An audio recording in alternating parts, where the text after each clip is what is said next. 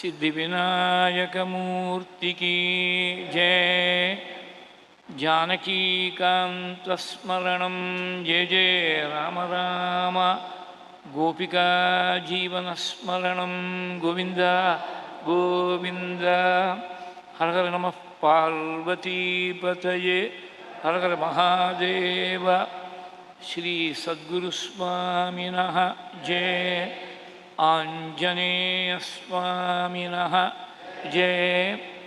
सदा बालरूपापि विघ्नाद्रिहन्त्री महादन्तिवक्त्रापि पञ्चास्यमान्या विधीन्द्रादिमृग्या गणेशाभिधामे विधत्तां श्रियं कापि कल्याणमूर्तिः। श्यामा काचन चन्द्रिका त्रिभुवने पुण्यात्मनामानने सीमा शून्यकवित्ववर्षजननी याः कापि कादम्बिनी माहारारातिमनोविमोहनविधौ काचित्तमः कन्दली कामाक्ष्याः करुणाकटाक्षलहरी कामाय मे कल्पतां शारदा शारदाम्भोजवदना वदनाम्बुजे सर्वदा सर्वदास्माकं सन्निधिं सन्निधिं क्रियात्। श्रुतिस्मृतिपुराणानाम् आलयं करुणालयं नमामि भगवत्पादशङ्करं लोकशङ्करं। सदाशिवसमारम्भां शङ्कराचार्यमध्यमाम् अस्मदाचार्यपर्यन्तां वन्दे गुरुपरम्पराम्। अपारकरुणासिन्धुं ज्ञानदं शान्तरूपिणं श्रीचन्द्रशेखरगुरुं प्रणमामि मुदान्वहं। यदीयाङ्घ्रिचिन्ता सुपूता च वाणी यदीयं स्वरूपं सदा ध्यानयोग्यं तमेवेन्दुचूडाख्यदिव्यावतारं मनोवाक्शरीरैः गुरुश्रेष्ठमीडे सदात्मध्याननिरतं विषयेभ्यः पराङ्मुखं नौमि शास्त्रेषु निष्णातं चन्द्रशेखरभारतीं दोर्भिर्युक्ता चतुर्भिः स्फटिकमणिमयीम् अक्षमालां दधाना हस्ते नैकेन पद्मं सितमपि च शुकं पुस्तकं चापरेण भासा कुन्देन्दुशङ्खस्फटिकमणिनिभा भासमाना असमाना सा मे वाग्देवतेयं निवसतु वदने सर्वदा सुप्रसन्ना। कूजन्तं राम रामेति मधुरं मधुराक्षरम् आरुह्य कविताशाखां वन्दे वाल्मीकिकोकिलं। वाल्मीकेः मुनिसिंहस्य कवितावनचारिणः शृण्वन् रामकथानादं को न याति परां गतिं। यः पिबन् सततं रामचरितामृतसागरम् अतृप्तस्तं मुनिं वन्दे प्राहचेतसमकल्मषम्। आञ्जनेयमतिपाटलाननं काञ्चनाद्रिकमनीयविग्रहं पारिजाततरुमूलवासिनं भावयामि पवमाननन्दनं। वाल्मीकिगिरिसम्भूता रामसागरगामिनी पुनातु भुवनं पुण्या रामायणमहानदी। वैदेहीसहितं सुरद्रुमतले हैमे महामण्टपे मध्ये पुष्पकम् आसने मणिमये वीरासने सुस्थितम्। अग्रे वाचयति प्रभञ्जनसुते तत्त्वं मुनिभ्यः परं व्याख्यान्तं भरदादिभिः परिवृतं। रामं भजे श्यामलं नमोऽस्तु रामाय सलक्ष्मणाय देव्यै च तस्यै जनकात्मजायै। नमोऽस्तु रुद्रेन्द्रयमानिलेभ्यः नमोऽस्तु चन्द्रार्कमरुद्गणेभ्यः।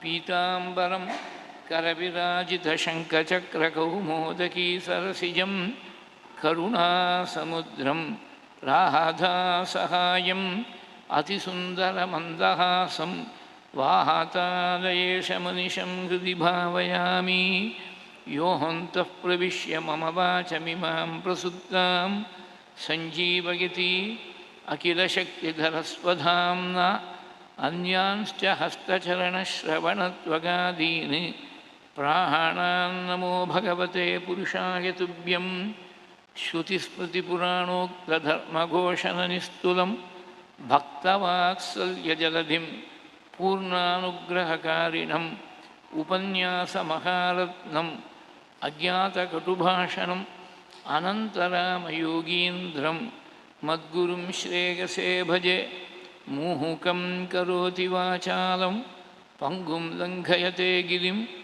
यत्कृपा तमहं वन्दे परमानन्दमाधवं भक्तवात्सल्यजलधेः परमानन्दरूपिणः अस्मदाचार्यराजस्य प्रपन्नोऽस्मि पदाम्बुजं त्र्यम्बकपुराधीशं गणाधिपसमन्वितं गजारूढमहं वन्दे शास्तारं कुलदैवतं विराजन्तं त्रिनयने वल्लीसेनापतिं प्रभुं वाञ्छितार्थप्रदं वन्दे षण्मुखं कुलदैवतं बुद्धिर्बलं यशो धैर्यं निर्भयत्वमरोगता अजाड्यं वाक्पटुत्वं च हनुमत्स्मरणात् भवेत् अञ्जिले ஒன்று பெற்றான் அஞ்சிலே ஒன்றைத்தாவி அஞ்சிலே ஒன்றாராக ஆரியர்க்காக ஏகி அஞ்சிலே ஒன்று பெற்ற அணங்கை கண்டு அயலாரூரில் அஞ்சிலே ஒன்றை வைத்தான் அவன் நம்மை அடித்து காப்பான் ஊனிடைச்சுவர் வைத்து கண்பு தூண்ணாட்டி உரோமம் மேய்ந்து 9 வாசல் தானுடை குரம்பை பிரியும் போது உந்தன் சரணமே சரணம் என்றிருந்தேன் தேனுடை கமலத்திருவினுக்கரசே திரைகுள்மா நெடுங்கடல் கிடந்தாய் நானுடை தபத்தால் திருவடி அடைந்தேன் நைமிஷாரண்யத்துளிந்தாய் ஸ்ரீஹரயே நமः सीतालक्ष्मणभरतशत्रुघ्न हनुमत्समेत श्रीरामचन्द्राय परब्रह्मणे नमः गुरुपवनपुरेशाय नमः सद्गुरुचरणारविन्दाभ्यां नमः वाग्देव्यै नमः ॐ हनुमते नमः स्वस्त्यस्तु समस्तसन्मङ्गलानि सन्तु समस्तैश्वर्यप्राप्तिरस्तु श्लोकैकदेशश्रवणपठनमात्रेण वक्तुश्च श्रोतॄणां धर्मादिनिखिलपुरुषार्थसिद्धिप्रदे समस्तकलिकल्मषापनोदनपटुतरे श्रीमद्रामायणे वाल्मीकीय आदिकाव्ये बालकाण्डे अद्य वर्तमानकथाप्रसङ्गः पूर्वकथासङ्ग्रहश्च श्रीहरये नमः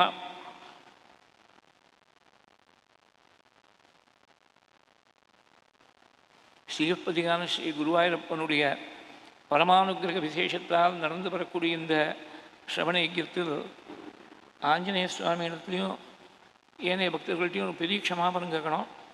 நம்ம கண்ட்ரோல் இல்லாட்டாலும் கூட 2-3 காரணங்கள் சேர்ந்து கொடுத்துனாக்க புக் பண்ணுறதுக்கு டைம் ஆகுது. அப்புறம் புக் பண்ணுவான் கேன்சல் பண்ணுறான், மறுபடியும் இன்னொரு ஆட்டோவை புக் பண்ணுறது, டிராஃபிக் இதை கணக்கு போட்டு பார்த்தேன். வழக்கமாக வரத்தை விட 15 நிமிஷம் கூட இருக்குது இன்றைக்கி டிராஃபிக்கில். அங்கே கேன்சலேஷனாலும் ஒரு 10-15 நிமிஷம், அரை மணி நேரம் இங்கே கடைசியில் டிலே ஆகிடுறது. நம்ம கண்ட்ரோலில் எதுவும் இல்லைன்னு சொன்னால் கூட பக்தர்களெல்லாம் காக்க வைக்கிறோமேங்கிற தாபம் இருக்குது மனசில். அதுக்காக சதஸில் சொல்லிவிட்டாக்க அந்த தாபம் கொஞ்சம் குறையுங்கிறதுக்காக சொல்கிறது. ஏன்னா எல்லாத்தையும் விட முதல் பக்தர் ஆஞ்சநேய சுவாமி, அவர் தான் உட்காந்துருக்கார். ராமாயணம்னு சொன்னால் முதல்ல வந்து உட்கார்ந்து விடுறார். அவர்கிட்ட தான் முதல்ல க்ஷமாபணம் கேட்கணும். நேற்றைய தினம் குஷலவர்களுக்கு உபதேசம் பண்ணி வச்சாள் ராமாயணத்தை அப்படின்னு சொல்லி சங்கேபமாக நேற்றைய தினம் பூர்த்தி பண்ணி வச்சுது. இந்த குஷலவர்கள் யாருன்னு பார்க்குற போது தான் சீதையை நிறமாச கர்ப்பிணியாக இருக்கிற பொழுது சொல்லாமல் கொள்ளாமல் காட்டில் தியாகம் பண்ணும்படியா லக்ஷ்மணன்ட்ட உத்தரவு போட்டு அனுப்பிச்சாள். அந்த கதைகள்லாம் பார்த்தோம். ஏதோ யாரோ ஒருத்தன் ஊர் ஜனத்தில் ஒருத்தன் கர்ண பரம்பரையாக ஒரு வெண்ணான்னு சொல்லுவா. அவன் ஏதோ பேசிவிட்டாங்கிறதுக்காக ஜெகன்மாதாவை தியாகம் பண்ணலை சுவாமி. இதுக்கு வேறு சில காரணங்கள் இருக்குது. நேற்றுக்கு அந்த கதையை ஒரே கத்தியில் கொண்டு போனோம், ஒரு வழியாக கொண்டு குஷலவர்கள் அவதாரம் பண்ணார்கள்னு சொல்லிவிடணுங்கிறதுக்காக வேகமாக கொண்டு முடிச்சுது. உத்தரகாண்டத்தில் எத்தனை விஷயங்கள் இருக்குதுன்னு பாராயணம் பண்ணி பார்க்குறது தான் தெரியுது. இது எல்லாத்தையும் சொல்ல முடிகிறது இல்லை. 100 நாள் ராமாயணத்தில் கூட எல்லாத்தையும் சொல்ல முடிகிறது இல்லை. கொஞ்சம் செலக்டிவாக தான் சொல்ல வேண்டியிருக்கு. யோக வாசிஷ்டத்தில் ரொம்ப அழகாக இதுக்கு வியாக்கியானங்கள்லாம் சொல்லியிருக்கா. யோக வாசிஷ்டங்கிறது வசிஷ்டருக்கும் ராமருக்கும் ஏற்பட்ட ஒரு சம்வாத ரூபமாக. அது மொத்தம் அந்த ராமாயணத்தை விட பெருசு, 32,000 ஸ்லோகம். அதுலேயே ஒரு அப்ரிவேட்டட் வெர்ஷன் இருக்குது, லகு யோக வாசிஷ்டம்னு, அதுவே 6,000 ஸ்லோகங்கள். அரிஷ்டநேமின்னு ஒரு ராஜா, அவர் சத்விஷயங்களை எல்லாம் பெரியவா மூலமாக கிரகிச்சு நிறைய தபஸ் பண்ணணும்னு தோடி போயிடுத்து. நிறைய தபஸ் பண்ணார், ரொம்ப நாள் தபஸ் பண்ணார். நிறைய தபஸ் பண்ண உடனே புண்ணியலோகங்கள் கிடைக்கணுமோனோ இந்திரன் பார்த்தான். சாதாரணமாக யாராவது நிறைய தபஸ் பண்ணால் அந்த தபஸை கெடுக்கணும்னு பிரயத்னம் பண்ணுவான் இந்திரன். அப்படி தான் புராணங்களில் சரித்திரம் இருக்கும். ஆனால் இந்த தபஸை அவன் கெடுத்ததாக சரித்திரம் இல்லை. ப்ராபபிளி ஒரு ரீசன் என்னென்னா, இவர் அஸ்வமேதமாக பண்ணலை. அஸ்வமேதமாக 100 அஸ்வமேதம் பண்ணால் 100 அஸ்வமேதம் பண்ணக்கூடியவனுக்கு இந்திர பதவின்னு இருக்குது. தன் பதவிக்கு எங்கேயாவது ஆபத்து வந்துடுமோன்னு நினச்சிருந்து அந்த குதிரையை திருண்டு போனால் இந்த மாதிரி கதைகள் தான் உண்டு. இது கங்காதரணத்துலேயும் இருக்குது, புதுச்சரித்திரத்துலையும் இருக்குது, குதிரையை தின்னு போயிட்டான்னு இருக்குது. பதவி இழந்துருவோமோங்கிற பயம் யுகங்களுக்கு முன்னாடிலேருந்து இருக்குது. அது ஒரு பெரிய விஷயம். அது இந்திரன் இஸ் நோ எக்ஸப்ஷன். இவர் அஸ்வமேதமாக பண்ணல, தபஸாக பண்ணிருக்கார். ரொம்ப நாள் தபஸ் பண்ண உடனே ஒரு தூதனை தேவலோகத்திலேருந்து அனுப்பிச்சார் இந்திரன்.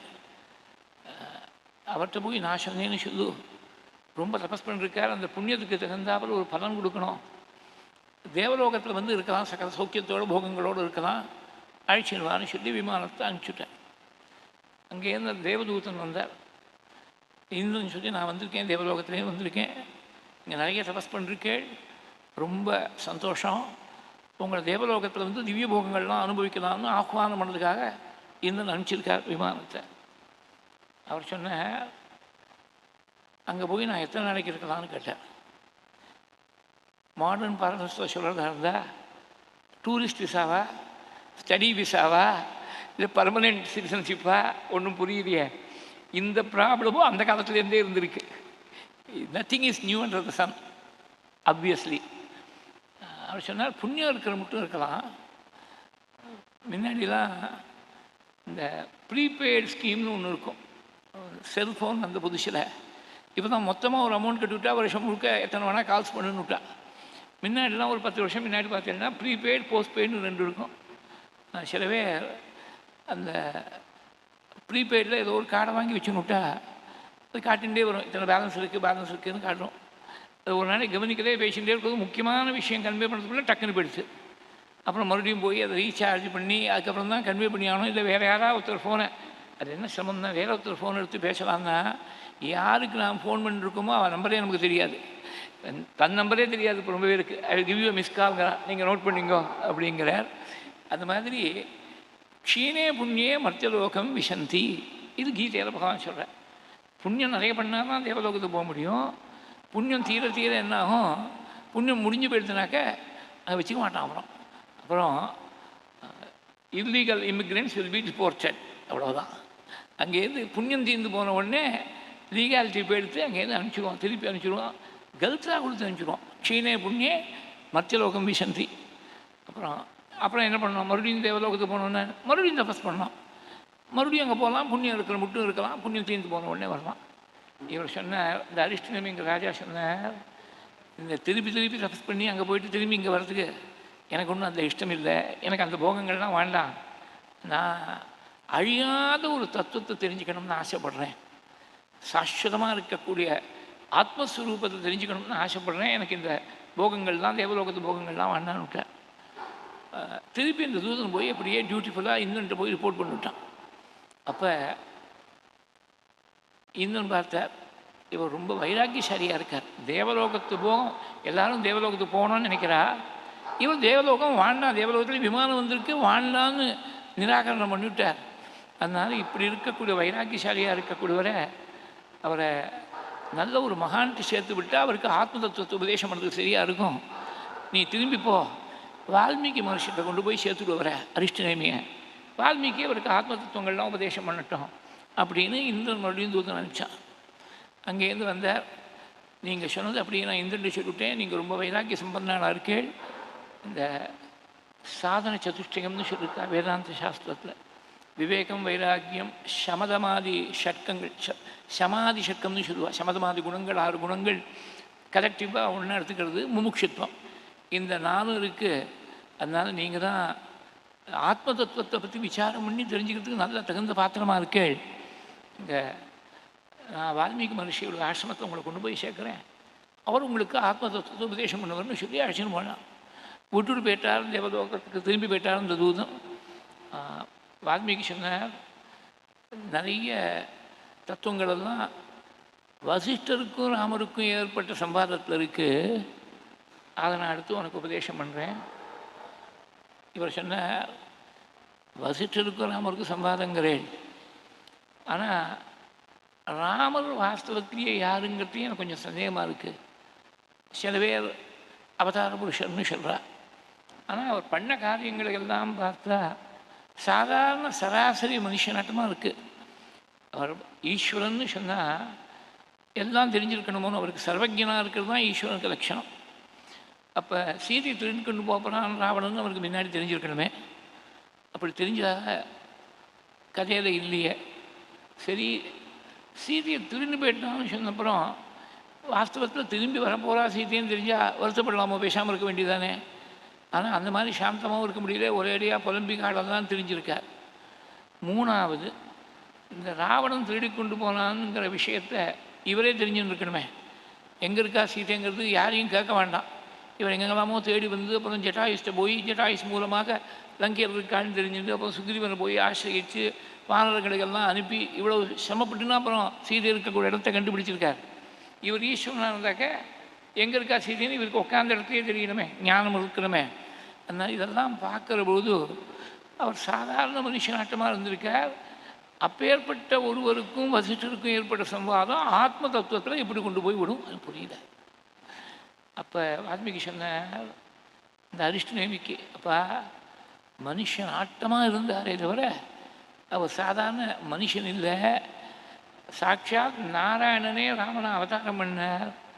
அவதாரம் பண்ணும்படியாக என்ன காரணம் சொல்கிறேன் கேளு. ஒரு சமயத்தில் பிரம்மலோகத்தில் பிரம்மா இருக்கார், தேவர்கள்லாம் இருக்கா, சனகாதிகள்லாம் இருக்கா. அங்கே மகாவிஷ்ணு வந்தார், பிரம்மலோகத்துக்கு வந்தார். எல்லாரும் எழுந்திருந்தால் நமஸ்காரம் பண்ணார். சர்வேஸ்வரனும் இந்த சனத்குமாரன் மாத்திரம் பேசாமல் இருந்துட்டார்.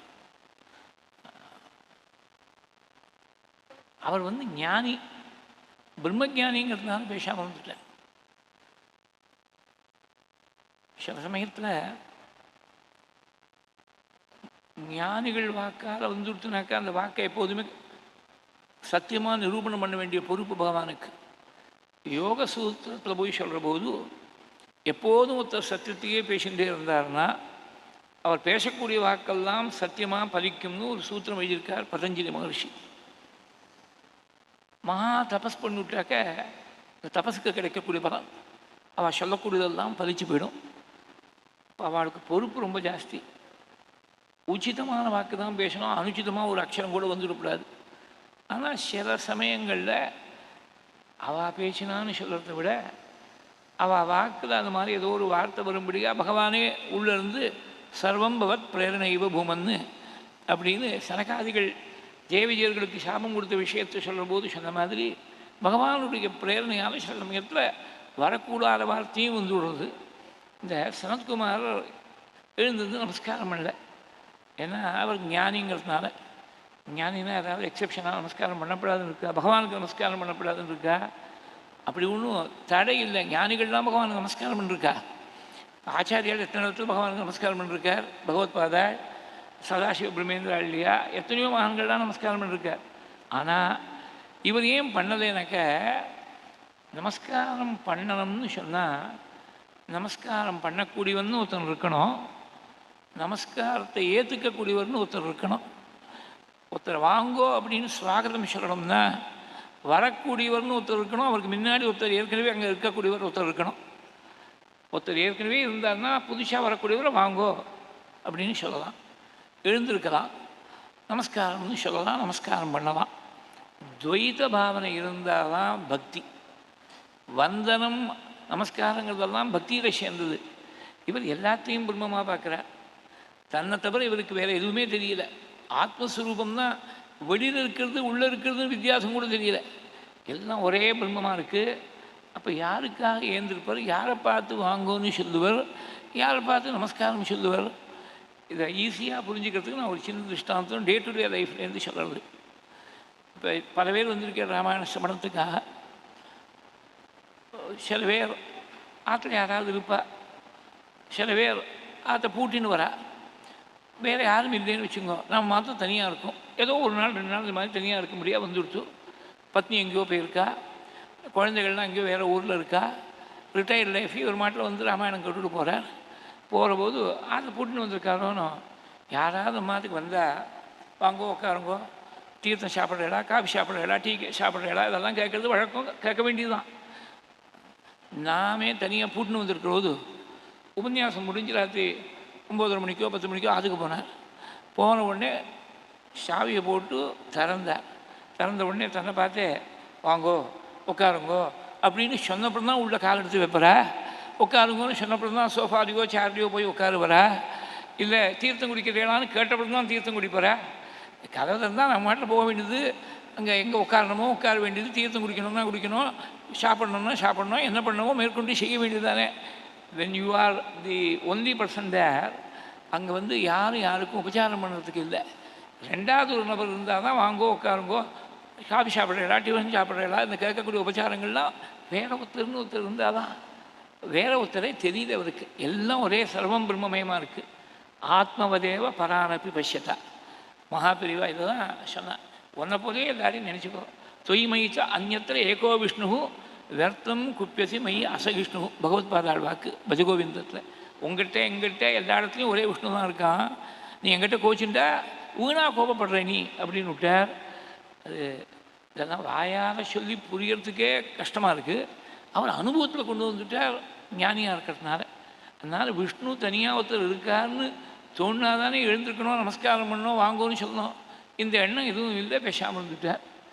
இது விஷ்ணுவுக்கும் தெரிஞ்சிருக்கும், தெரியாமல் இல்லை. பகவான் ஈஸ்வரன் சர்வஜனோன்னு அவனுக்கு தெரியாது இருக்காது.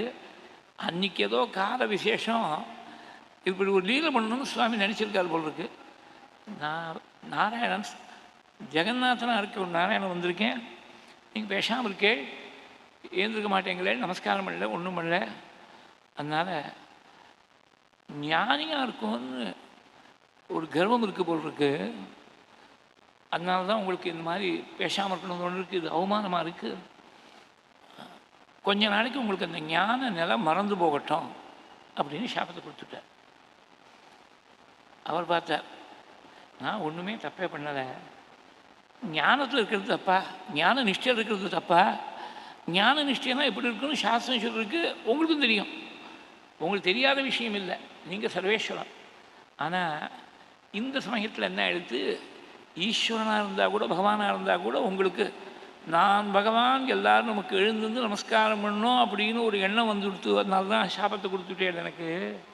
அதனால் நான் காரணம் இல்லாமல் எனக்கு சாபம் கொடுத்ததுனால நீங்கள் சாதாரண மனுஷனை போல், ஏதோ சாதாரண மனுஷன் தான் மரியாதை எதிர்பார்ப்போம்.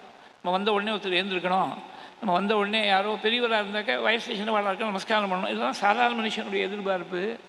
அந்த மாதிரி ஒரு எதிர்பார்ப்பு உங்களுக்கு இருந்ததுனால நீங்களும் மனுஷ லோகத்தில் ஜென்மா எடுக்க கடவுது அப்படின்னு ஒரு பிரதிசாபத்தை கொடுத்துட்டார் சனத்குமாரர்.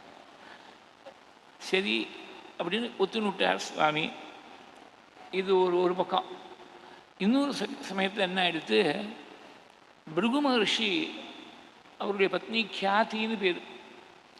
அந்த கியாத்தி இடத்துல வந்து அசுரால்லாம் சரணடைஞ்சா.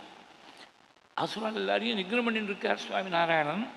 அவெல்லாம் வந்து மிச்சம் இருக்கிறவ பல பேர் உயிரிழந்துட்டா, நாராயணனுடைய சக்கராயுதத்துக்கு இரையாயிட்டா. மீதி இருக்கிறவாள்லாம் எப்படியாவது உயிரை காப்பாற்றிக்கணும்னு பிருகுவுடைய பத்னியிட்ட வந்து சரணாகதி அடைஞ்சார். பிருகுவுடைய ஆசிரமத்தை சுவாமி துரத்துன்னு வரார். இவாளுக்கெல்லாம் சரணாகதி கொடுத்துருக்காருன்னு தெரிஞ்ச உடனே கோபத்தில் என்ன பண்ணிவிட்டார், பிருகு பத்னியை கியாதி தேவியை சம்ஹாரம் பண்ணிவிட்டார் சுவாமி. அதாவது you are providing sanctuary to a person who is a criminal in the eyes of the law. அது ஒரு குத்தம். சட்ட பிரகாரம் அது ஐபிசியாக இருந்தாலும் பிஎன்எஸ்ஸாக இருந்தாலும் அது குத்தம்தான். To provide sanctuary to a fugitive from the law. அந்த மாதிரி தப்பு பண்ணிவிட்டா இந்த பிருகுவுடைய பத்னி. சிரச்சேதம் பண்ணிவிட்டார். சிரச்சேதம் பண்ண உடனே பிருகுவும் பெரிய ஞானி தான், அவர் பெரிய மகர்ஷி. அவருக்கு பொண்ணாக அம்பாளே அவதாரம் பண்ணிருக்காள். அம்பாள் அவதாரம் பண்ணுறது தான் அவளுக்கு பார்கவின்னு பேர். பிருகுவுடைய புத்திரிங்கிறதுனால தான் பார்கவின்னு பேர். அவ்வளோ பெரியவர், அம்பாளையே குழந்தை அடையக்கூடிய பாக்கியத்தை அடையக்கூடிய மகான். அவர் திரிகாலஞானி, அவருக்கும் தெரிஞ்சிருக்கும். ஆனால் இதெல்லாம் காலத்துடைய விசேஷம்னு சொல்கிறதா, பகவானுடைய பிரேரணைன்னு சொல்கிறதா சொல்ல முடியல. அவர் என்ன பண்ணார், பத்னியை விட்டு பிரிஞ்சிருக்காரோனோ, பிரிஞ்சிருக்கக்கூடிய அந்த தாபத்தில் அந்த எமோஷன் ஆஃப் தி மூமெண்ட் அதில் ஒரு வார்த்தை சொன்னார், தஸ்மாத் துவமபி லோகேஷு ஜனிஷ்யசி ஜனார்தனா தத்ர பத்னி வியோகம் துவம் பிராப்ஸ்யசே பகுவார்ஷிகம். தஸ்மாத் துவம் மானுஷே லோகே ஜனிஷ்யசி ஜனார்தனா. நீ மனுஷலோகத்தில் நீ ஜென்மா எடுக்க கடவுது. ஜனார்தனாக இருந்தாலும் நீ ஜென்மா எடுக்கணும். தஸ்மாத்தும் மானுஷேலோகே ஜனிஷ்யசி ஜனார்தனா. ஜென்மா எடுத்தால் போகாது. என் பத்னியை விட்டு நான் எப்போ பிரிஞ்சிருக்கேனோ அந்த மாதிரி நீயும் பத்னியை விட்டு பிரிஞ்சிருக்கணும், பல வருஷங்கள் பிரிஞ்சிருக்கணும்னு விட்டேன். தத்திர பத்னி வியோகம்துவம் பிராப்சசே பகுவார்ஷிகம் சொல்லிவிட்டு இந்த சாபத்தை நீங்கள் ஏற்றுக்கணும்னு பிரார்த்திச்சாராம் பிருகு. என்ன இருந்தாலும் பகவான் சொல்லிவிட்டார், சாபத்தை சுவாமி ஏற்றுக்கணுமே. சுவாமி ஏற்றுக்கல. இந்த பிருகு கொடுத்த சாபத்தை உத்தரகாண்டத்தில் சொல்லியிருக்கா. இப்போ யோக வாசிஷ்டத்தை ரீதியாக பார்த்துன்னு இருக்கோம். இதுக்கு கொராபரேட்டிவாக எங்கே இருக்குன்னு பார்த்தீங்கன்னாக்க உத்தரகாண்டத்தில் நேத்திக்கு கதை சொல்கிற போது சீதையை விட்டுட்டு லக்ஷ்மணன் திரும்பி தமசாவுடைய அண்ணண்ட கரைக்கு வந்தார்.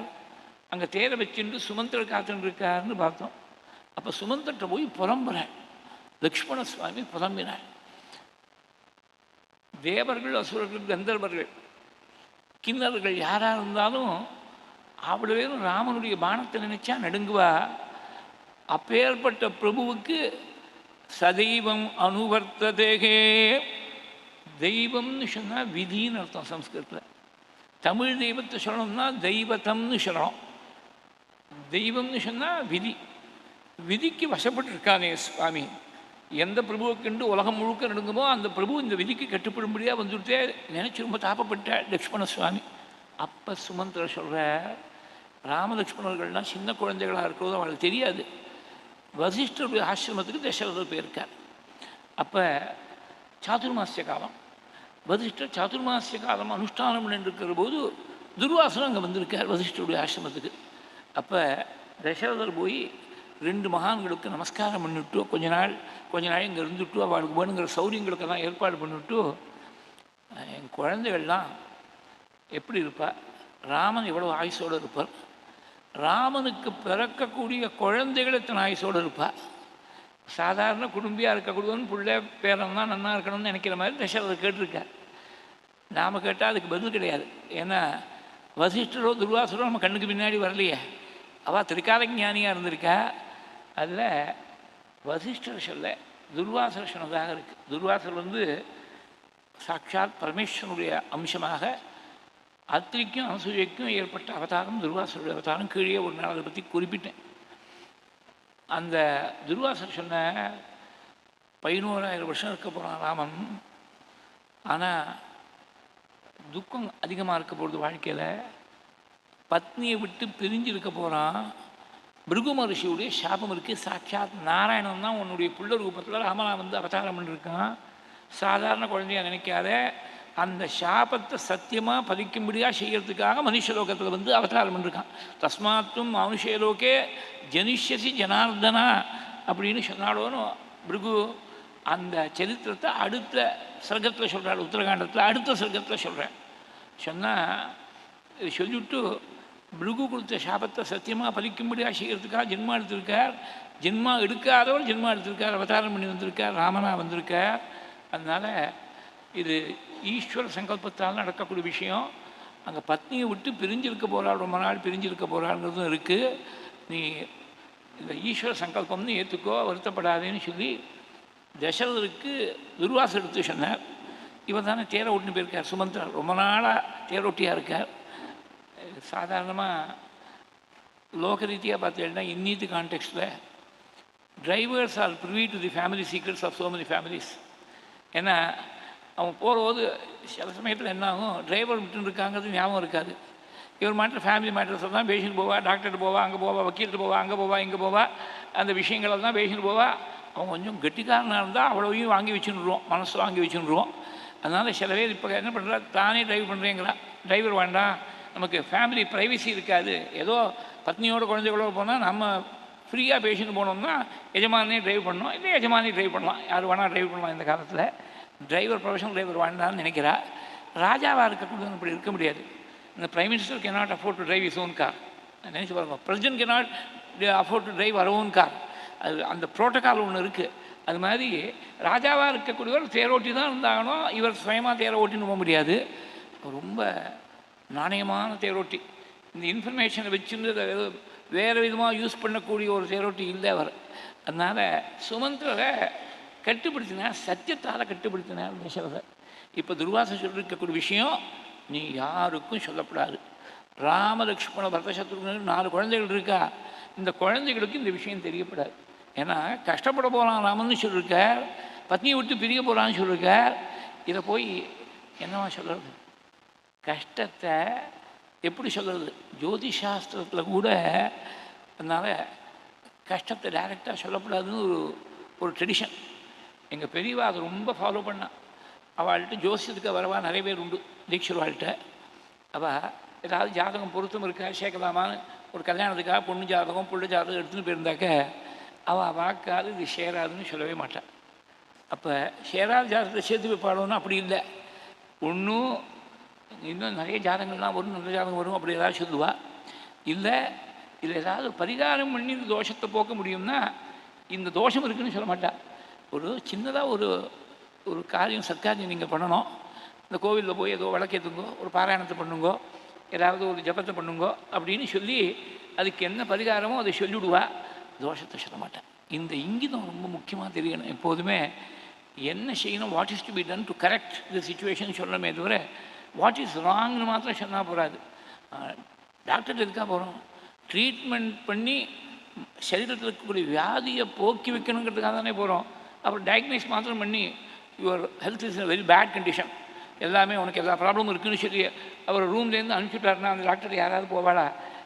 பேடாக இருக்குது. அதை நீலகண்ட ஈஸ்வரர் ரொம்ப அழகாக சொன்னார்.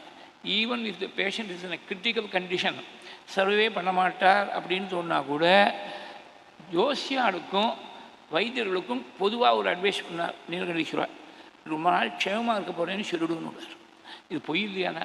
ஜாதக பிரகாரமும் சரியாக இல்லை, வைத்திய ரீதியாகவும் சரியாக இல்லை. எனி டைம் இமே எக்ஸ்பயர்னு தெரியாது. நீ ஒன்று வாயால் சொல்லி வைங்க, நல்லதா நன்னா இருக்க போகிறேன், தீர்க்கமான ஆயுசோடு இருக்க போகிறேன்னு சொல்லி வச்சா அவன் நிம்மதியாகாது. அதுக்கு போவோம், போகிறபோது நிம்மதியாகாது, உலகத்தை விட்டு போவோம். ஒரு கால் உன்னுடைய வாக் பலித்தம் ஒன்று இருந்து அவனுக்கும் ஒரு நல்ல காலம் இருந்துவிட்டுனாக்க அவர் டாக்டர்கிட்ட போனேன், அந்த ஜோசியர்கிட்ட போனேன், நன்னா இருப்பேன்னு சொன்னால் நன்னா இருக்கேன்னு சொல்லி உனக்கு கிரெடிட் வந்துடும். ஒரு காலம் சர்வை பண்ணதேன்னா அந்த லோகத்துலேருந்து உன்னை கேள்வி கேட்க போகிறதில்ல. அதனால் எப்படி இருந்தாலும் யூ ஸ்டாண்ட் டு பெனிஃபிட். இது டாக்டர்ஸுக்கும் வைத்தியர்களுக்கும் இந்த ஜோசியாளுக்கும் பொதுவாக தெரிய வேண்டிய விஷயம். இது எப்போதுமே என்னால் இதெல்லாம் மெடிக்கல் ஸ்கூலில் சொல்லிக் கொடுப்பான்னு ஒரு டாக்டர், எனக்கு ரொம்ப ஃப்ரெண்ட்ஸ் நிறைய பேர் இருக்கா டாக்டர்ஸ்.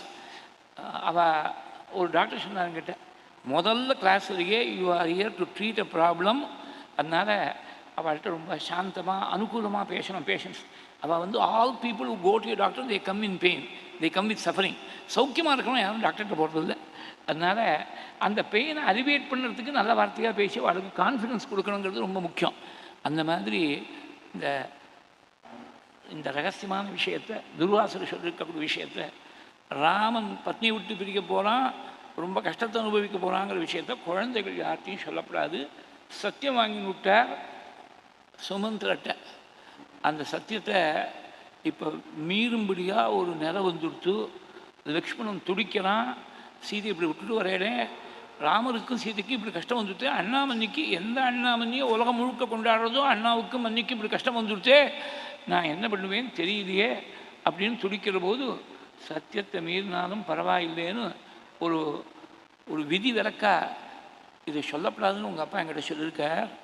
நீ கேட்டதுனால நீ ரொம்ப வருத்தப்படுறேன்னு உன்னை சமாதானம் பண்ணுறதுக்காக நான் அதை சொன்னேன். ஈஸ்வர சங்கல்பம் இது. இது நீ பரதன்ட்டையோ சத்ருகன்ட்டையோ போய் சொல்லிவிடாதே, ராமன்ட்ட சொல்லிவிடாதே அப்படின்னு சொல்லி லக்ஷ்மணனை பூட்டி போகிற போதும் ராமர் பூட்டு அனுப்பிச்சாள். திரும்பி போது சுமந்திர ஒரு பூட்டி அனுப்பிச்சுட்டாள். இந்த மாதிரி பிருகுபத்னியை விஷ்ணு வதம் பண்ணுற போது பிருகு கொடுத்த சாபத்தை இது உத்தரகாண்டத்தில் இருக்குது, இது யோகவாசிஷ்டத்துலையும் இருக்குது. இன்னும் 2 சாபங்கள் இருக்குது. அது என்னாச்சு, சுவாமி நரசிம்மாவதாரம் பண்ணி ஒரே உக்ரமூர்த்தியாக இருந்தார். அவர் உக்ரமாக இருக்கக்கூடிய தன்மையில் அவர் மாட்டில் சஞ்சாரம் பண்ணிட்டு இருக்கார். எங்கேயோ ஒரு நதி தீரத்தில் போயிட்டு இருக்கும்போது அங்கே ஒரு ரிஷி பத்னி இந்த உக்ரமான ரூபத்தை பார்த்து ஒரே சிம்ம கர்ஜனத்தை கேட்டு நடுங்கி போய் அதிர்ச்சியிலேயே உயிரிழந்துவிட்டார். உடனே அந்த ரிஷி என்ன பண்ணார், கோபம் வந்துடுத்தவருக்கு. பத்னியை இழந்த அந்த தாபத்தில் கோபம் வந்துடுத்து. கோபதாபம்னு சொல்கிறோமோ, கோபத்தால் தாபம் வரலாம், கோபப்பட்டுட்டோமேன்னு பின்னாடி தாபம் வரும். தாபத்தால் கோபம் வந்து கொடுத்து, இங்கே பத்னியை இழந்த தாபத்தால் கோபம் வந்து ஒரு சாபத்தை கொடுத்துட்டேன். நீங்கள் நரசிம்மாவதாரம் பண்ணே ஹிரண்யகிஷிபு வதம் பண்ணுறதுக்கு எதாவது நியாயம்? ஹிரண்யகிஷிபு தான் வதம் பண்ணி ஆகிடுத்தே, இனிமேல் அந்த கோபத்தை அப்படியே வச்சுக்கலாமா? உலகம் முழுக்க நடுங்கும்படியாக அப்படி பண்ணி இந்த நடுக்கத்தில் பயத்தில் என் பத்னி உயிரிழந்துட்டா. இந்த மாதிரி ஒரு பெரிய சிரமத்தை எனக்கு கொடுத்ததுனால மனுஷலோகத்தில் பிறக்கிற பொழுது நீங்களும் பத்னியை விட்டு ரொம்ப நாள் பிரிஞ்சிருக்கணும் அப்படின்னு ஒரு சாபத்தை கொடுத்துட்டார் இந்த ரிஷி. மூணாவது ஒரு சாபம், பத்னி வியோகத்துக்கு காரணமாக 2 சாபம் எடுத்து, பிருகுவுடைய சாபம், இந்த ரிஷியுடைய சாபம். மூணாவது ஒரு சாபம் இருந்தது. அதில் ஒரு அசுரம். இந்த அசுராளுக்கு சில சமயத்தில் அடிக்கிற யோகத்தை பார்த்தீங்கன்னா, அவன் துஷ்டனாக இருப்பான், பத்னி ரொம்ப உத்தமையாக இருப்பான். ராவணனுக்கு ஏற்பட்ட மந்தோதரி அப்படி தான், அவள் மகாபதிவிரதை. அதனால தான் அவள் கண்ணுக்கு விஷ்ணுவாக தெரிஞ்சார் சுவாமி. ராவணன் தான் சாரித்திரம் கெட்டவனாக போயிட்டானே தவிர பத்னி மகா உத்தமையாக இருந்துவிட்டாள் மந்தோதரி. ஹிரண்யகிஷிபு துஷ்டனாக இருந்தான், அவனுடைய பத்னி பரம சாத்வி கயாது. அதனால தான் பிரகலாதன் வந்து அந்த கர்ப்பத்தில் வந்து பிறந்தார். சாத்வியாக இருக்கக்கூடிய கயாதுவுக்கு புத்திரனா பிரகலாதன் வந்து பிறந்தார். நாரதனுடைய உபதேசம் அவளுக்கு கர்ப்பிணியாக இருக்கிறது கிடச்சிது கயாதுவுக்கு. இதெல்லாம் ரொம்ப ஆச்சரியமாக அந்த காலத்துலேருந்து இப்படி தான் இச்சோடியாக தான் சுவாமி சேர்த்து வைக்கிறார் போல் இருக்குது. இன்னி மட்டும் அப்படி தான் இருக்குது. புருஷன் ரொம்ப கெட்டிக்காரனாக இருந்தால் கொஞ்சம் சமத்து குறைச்சா இருக்கும் பத்னிக்கு, பத்னி ரொம்ப கெட்டிக்காரியாக இருந்துட்டா இவங்க கொஞ்சம் சமத்து குறைச்சா இருக்கும். பகவானை போல் பேலன்ஸ் பண்ணுறதுக்கு இனிமேல் உலகத்தில் வேறு யாரும் கிடையாது. ஆனால் 2 பேரும் அசலாக இருந்துவிட்டால் அந்த குடும்பத்தை யார் நிர்வாகம் பண்ணுறது? 2 பேரும் ரொம்ப சமத்தாக இருந்துவிட்டால் ஈகோ கான்ஃப்ளிக்ட் வந்துடும். அதனால் கொஞ்சம் அப்படி பேலன்ஸ் பண்ணி வைப்பார் சுவாமி. ஒருத்தர் யாரோ ரொம்ப நாள் முன்னாடி பேசும்போது சொன்னார், பகவான் தான் கிரேட்டஸ்ட் சோஷலிஸ்ட் அப்படின்னார். சோஷலிசம் என்னமோ பேசின்னு இருக்கோமே, அவர் தான் ஈவன் ஹேண்டடாக எல்லாத்தையும் ஒரு பக்கத்தில் தூக்கி விட்டால் ஒரு பக்கம் இறக்கி விடுவார், இறக்கி விட்டால் தூக்கி விடுவார். இது எல்லாருடைய வாழ்க்கையிலையும் பார்க்கலாம். அது சில பேருக்கு பேட்டண்ட்டாக தெரியும், சில லைஃப்பில் பேட்டண்ட்டாக தெரியாது. ஒரு இடத்துல உபன்யாசம் பண்ணுறபோது சில வருஷங்கள் முன்னாடி பேத்தி அழைச்சின்னு வந்தார், ஒரு தாத்தா அழைச்சின்னு வந்தார். அந்த பேத்தி 17-18 வயசு இருக்கும். அந்த பேத்திக்கு அப்பாவை இழந்துவிட்டா அந்த குழந்தை. அது ரொம்ப வருத்தத்தோட அப்பா இல்லாத குழந்தைன்னு சொல்லி உபன்யாசம் முடிஞ்ச உடனே சொன்னார். நாம் என்ன சொல்ல முடியும், ஆறுதலாக 2 வார்த்தை சொல்லி சுவாமி ஏதாவது வழிகாட்டுவர், கவலைப்படாதவங்கோ அப்படின்னு சொல்லி அனுப்பிச்சேன். 4 வருஷம் கழித்து வர அதே பேத்தி அழைச்சின்னு வந்தார். சார்ட்டர் கொண்டு செய்த ஃபஸ்ட் அட்டெம்ப்டில் ஃபஸ்ட் ரேங்கில் பாஸ் பண்ணி விட்டார். ஃபஸ்ட் அட்டெம்ப்டில் பாஸ் பண்ணுறதே கஷ்டம், பெரிய ரேங்க் ஹோல்டராக வேறு பாஸ் பண்ணிவிட்டா. ஒரு பக்கத்தில் அப்பா இல்லைன்னு அந்த குழந்தைக்கு ஒரு வருத்தம் இருந்தாலும், இன்னொரு பக்கத்தில் கேரியர் க்ரோத் ஏதோ ஒரு பக்கத்தில் தூக்கி விடுறார் சுவாமி. இது மாதிரி தான் எல்லா குடும்பங்களையும் பார்த்துட்டா, எங்கேயோ ஒரு இடத்துல கீழே தட்டினா எங்கேயோ இடத்துல தூக்கி விடுவார். அந்த மாதிரி இந்த அசுரனுக்கு அமைஞ்ச பத்னி மகா பதிவிரதை பிருந்தாதேவின்னு பேர். அவளுடைய பாதிவிரத்தை என்ன ஆகிடுத்து, ரொம்ப வசதி. அந்த பாதிவிரத்தியமானது புருஷனை ரட்சிக்கிறது. யாருமே பரமேஸ்வரன் யுத்தம் பண்ணுறார், ஜெயிக்க முடியல. அந்த அசுரன் ஜெயிக்க முடியல. ஏன்னா இவளுடைய பாதிபட்சம் கவச்சமாட்டமாக இருக்குது அவனுக்கு.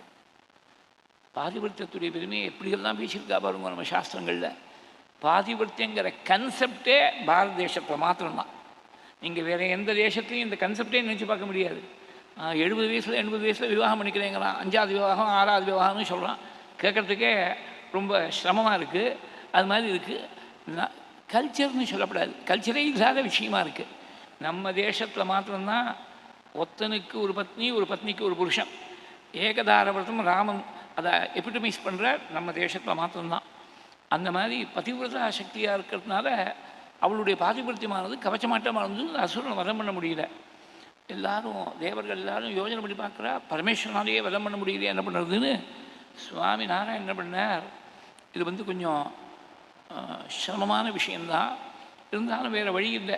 உலகத்துடைய க்ஷேமத்துக்காக இந்த அசுரன் நிகிரம் பண்ணி ஆகணுங்கிறதுக்காக அவனுடைய வேஷத்தில் இந்த பிருந்தாதேவி இடத்துல போன உடனே அவளும் ஒரு க்ஷணகாலம் ஏமாந்து போய் தன் புருஷன்னு நினச்சிட்டு சாதாரணமாக பழகி நின்றுட்டா.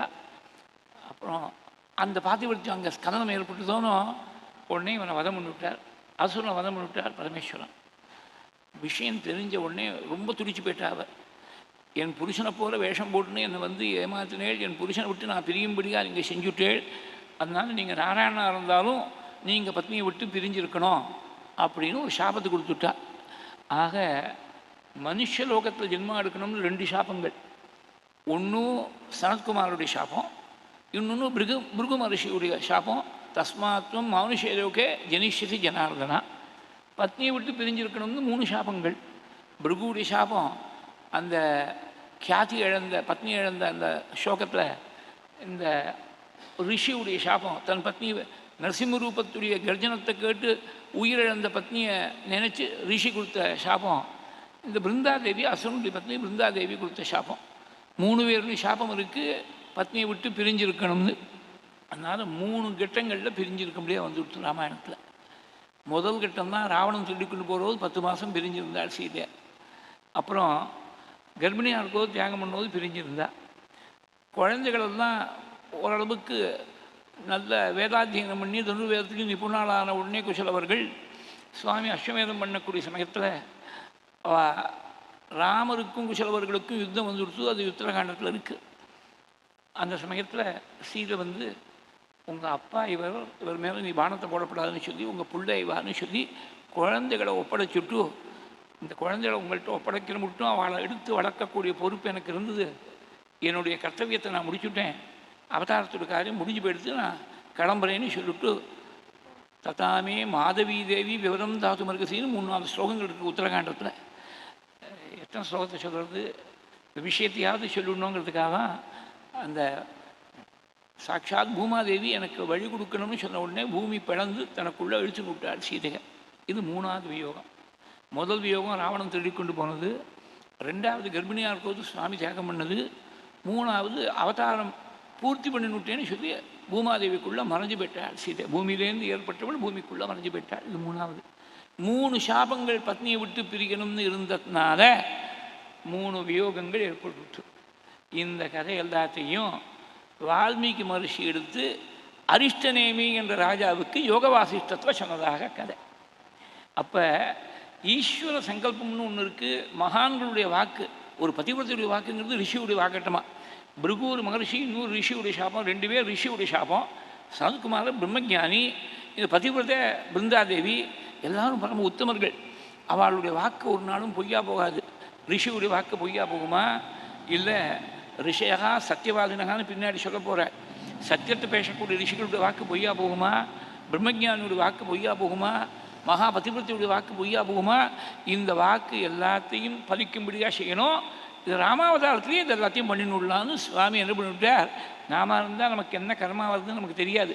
துக்கம் வந்தப்புறம் நாம கொஞ்சம் விவேகம் இருக்கக்கூடியவனாக இருந்தால் ஜென்மாந்தரத்தில் பண்ணியிருக்கக்கூடிய பாபம் துக்கமாக வருதுன்னு இவனா அனுமானம் பண்ணி தெரிஞ்சுக்கணும். எக்ஸாக்டாக என்ன பாபம் பண்ணான்னு யாருக்கும் தெரியாது. பகவான் அவன் கர்மாவுக்கு அப்பாற்பட்டு பண்ணணும். அதனால் இருந்தாலும் இந்த பெரியவாளுடைய வாக்கெல்லாம் சத்தியமாக பலிக்கும்படியாக செய்யணுங்கிறதுக்காக அதுக்காக தான் சீதையை தியாகம் பண்ண முடியாது வந்துடுத்து. 2வது வியோகம் சீதையை தியாகம் பண்ண முடியாது. முதல் வியோகத்தில் சுவாமிக்கு அங்கேயும் ஒரு பார்ட் இருந்திருக்கு. என்ன பார்ட்னாக்க,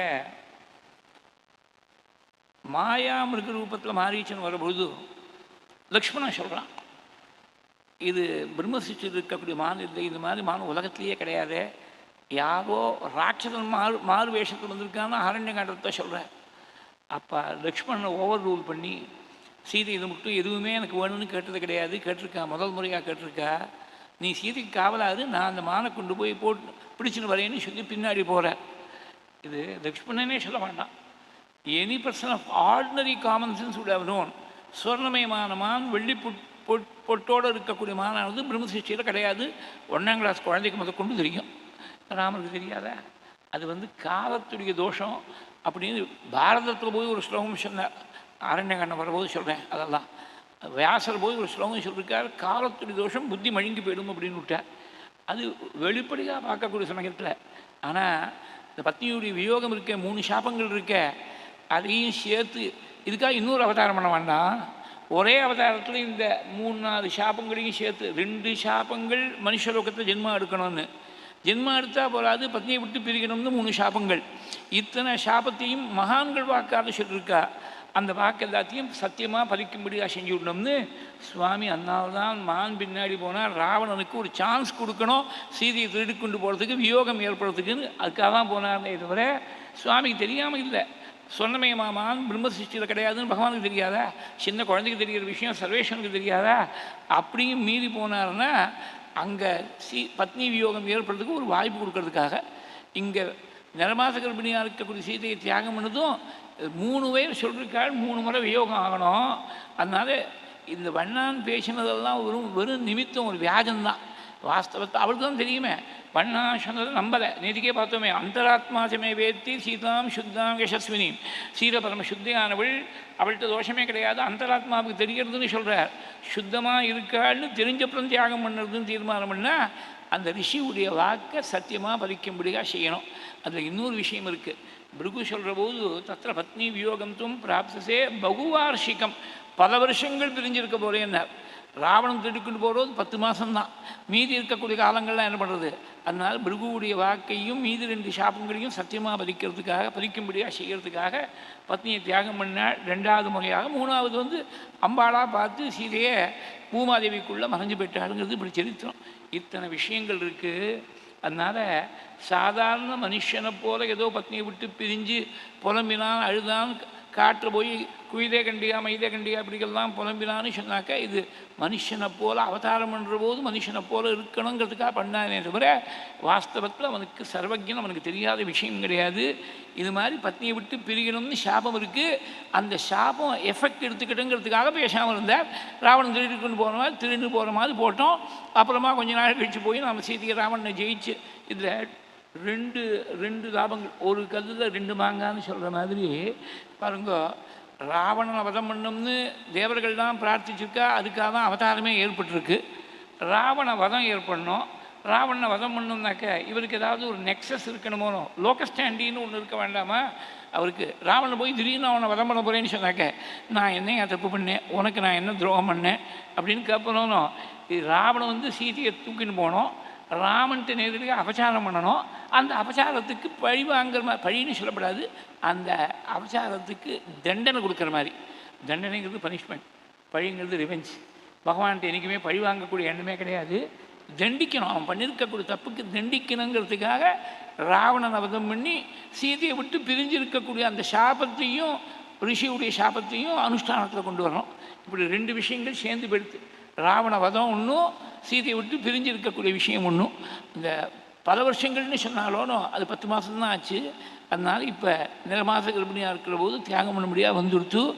அங்கே சீதை வால்மீகியுடைய ஆசிரமத்தை தேடின்னு போனான்னு சொல்லாமல் உத்தரகாண்டத்தில் எங்கே போய் எப்படி சொல்கிறது, வால்மீகிட்ட எப்படி சொல்கிறது அப்படின்னு தயங்கின்னு இருக்கிறபோது வால்மீகியே வந்தாராம்.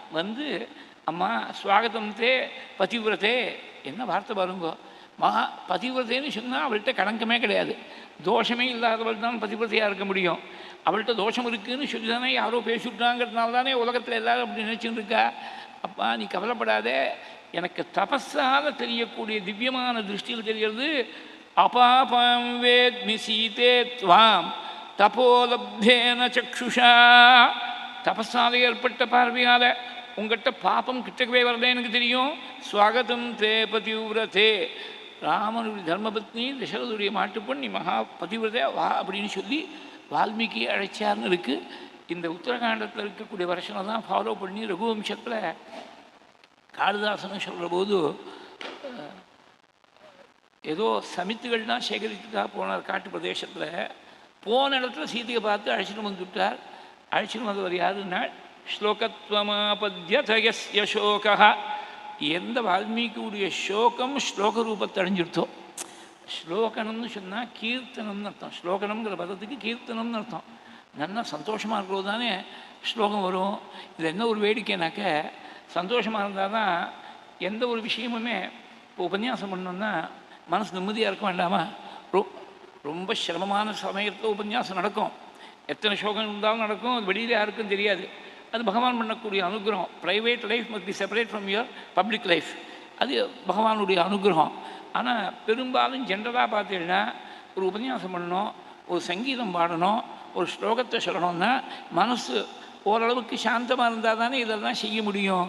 அதனால் சந்தோஷமாக இருக்கிற போது வர வேண்டிய ஸ்லோகம் சோகமாக இருக்கிறபோது வால்மீகி வாக்கில் ஸ்லோகம் வந்துடுத்து. அதனால் சோகத்தை முதற்கொண்டு ஸ்லோகமாக கன்வெர்ட் பண்ணவர். சீதையுடைய சோகத்தையும் ஸ்லோகமாக ராமாயண ரூபத்தை கன்வெர்ட் பண்ணுவாருங்கிறதுனால அப்படி சொல்லி சேர்த்துருக்கார் சுவாமி. வால்மீகியுடைய ஆசிரமத்தில் அழைச்சின்னு போய் அங்கே அடைக்கலம் கொடுத்து, அங்கே ஸ்திரீகள் தபஸ் பண்ணக்கூடிய ஸ்திரீகள்லாம் இருக்கா, அவள்லாம் உனக்கு துணையாக இருப்பா அப்படின்னு சொல்லி அங்கே சீத்தை தங்கியிருக்கிற போது தான் தங்கி, இது பல சர்க்கங்களுக்கு அப்புறம் தான் குஷலவாளுடைய ஜனனத்தை சொல்கிறேன். சத்ருக்னன் ஜெயிக்கிறதுக்காக ஒரு திக்விஜயம் பண்ணி லவணாசுரனை வதம் பண்ணுறதுக்காக கிளம்பி அந்த சமயத்தில் தான் சீதை குழந்தைய ஈண்டெடுத்தாள், 2 குழந்தைகளை ஈண்டெடுத்தாள். இந்த சீக்வன்ஸை உத்தரகாண்டத்தில் சொன்ன சீக்வன்ஸை ஒரே ஸ்லோகத்தில் பட்டத்தி அந்த சீக்வன்ஸை விடாமல் சத்ருக்னேனார்தயித்வா லவண நிஷிச்சரம் பிரார்த்தயசூத்ரபாசம் தாவத் வால்மீகி கேகே கிருத்தவசதிகி உபாசூத சீதா சுதூதே. அதுக்கு முந்தின வரி பார்த்தேன்னாக்க பட்டாபிஷேகத்தை சொன்னால் சீதையை போய் தியாகம் பண்ணிட்டியே. பரம பக்தி தான் குருவாயூரப்பன்ட்ட. அந்த குருவாயூரப்பன் தான் ராமனா வந்திருக்காருன்னு தெரியும் அவருக்கு. ராமஸ்துவம் லக்ஷ்மணேன சுயமத பரதேனாபி சத்ருகுணனாம் தான் எல்லாம் சொல்லியிருக்கார். ஆனால் இந்த சீதையை தியாகம் பண்ண இடம் மாத்திரம் காரணங்கள் சொல்லலாம். ரிஷிகளுடைய வாக்கு இருக்குது, அந்த வாக்கை ரட்சிக்கிறதுக்காக செஞ்சார், எல்லாம் சரி. ஆனால் அந்த மூமெண்ட்டில் பார்க்கும்போது ஏற்றுக்கிறது கஷ்டமாக இருக்குது.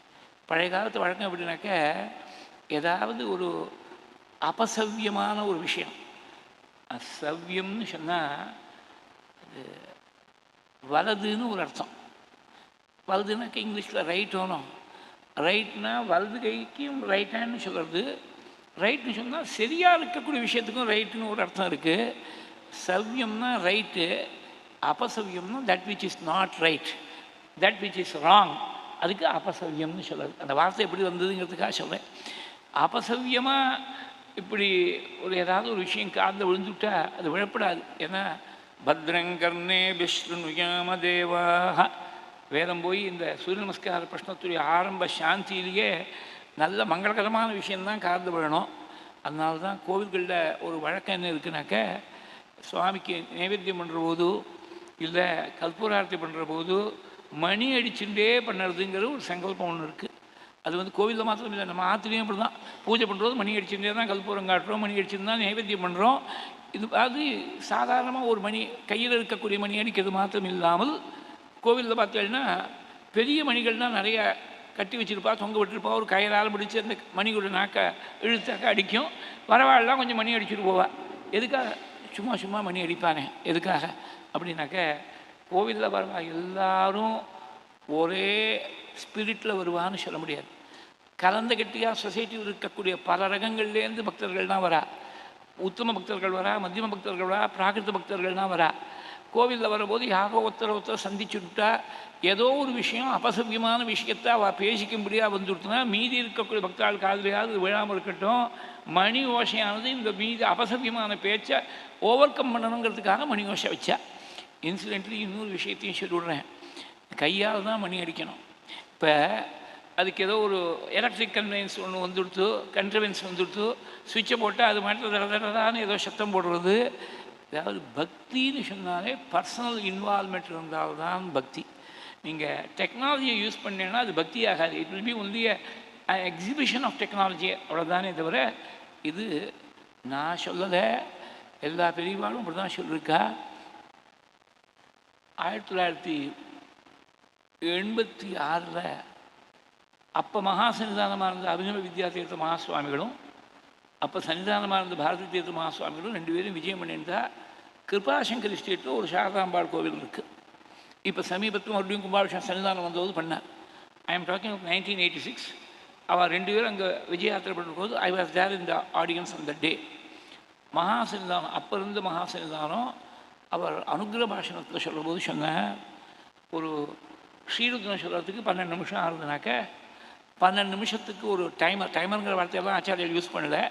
12 நிமிஷம் இருக்கிற மாதிரி ஒரு யந்திரத்தை ஏற்பாடு பண்ணி அந்த 12 நிமிஷத்தில் ஸ்ரீருத்ரம் இங்கே ஒரு டேப்பில் வருது, அந்த பால் மாத்திரம் விழுந்துட்டுருக்கு சிவலிங்கத்து மேலே ஒரு பெரிய ஒரு தாராபாத்திரத்தை வச்சுட்டா அது எக்ஸிபிஷனாக இருக்கும், அது பூஜை ஆகாதுன்னு.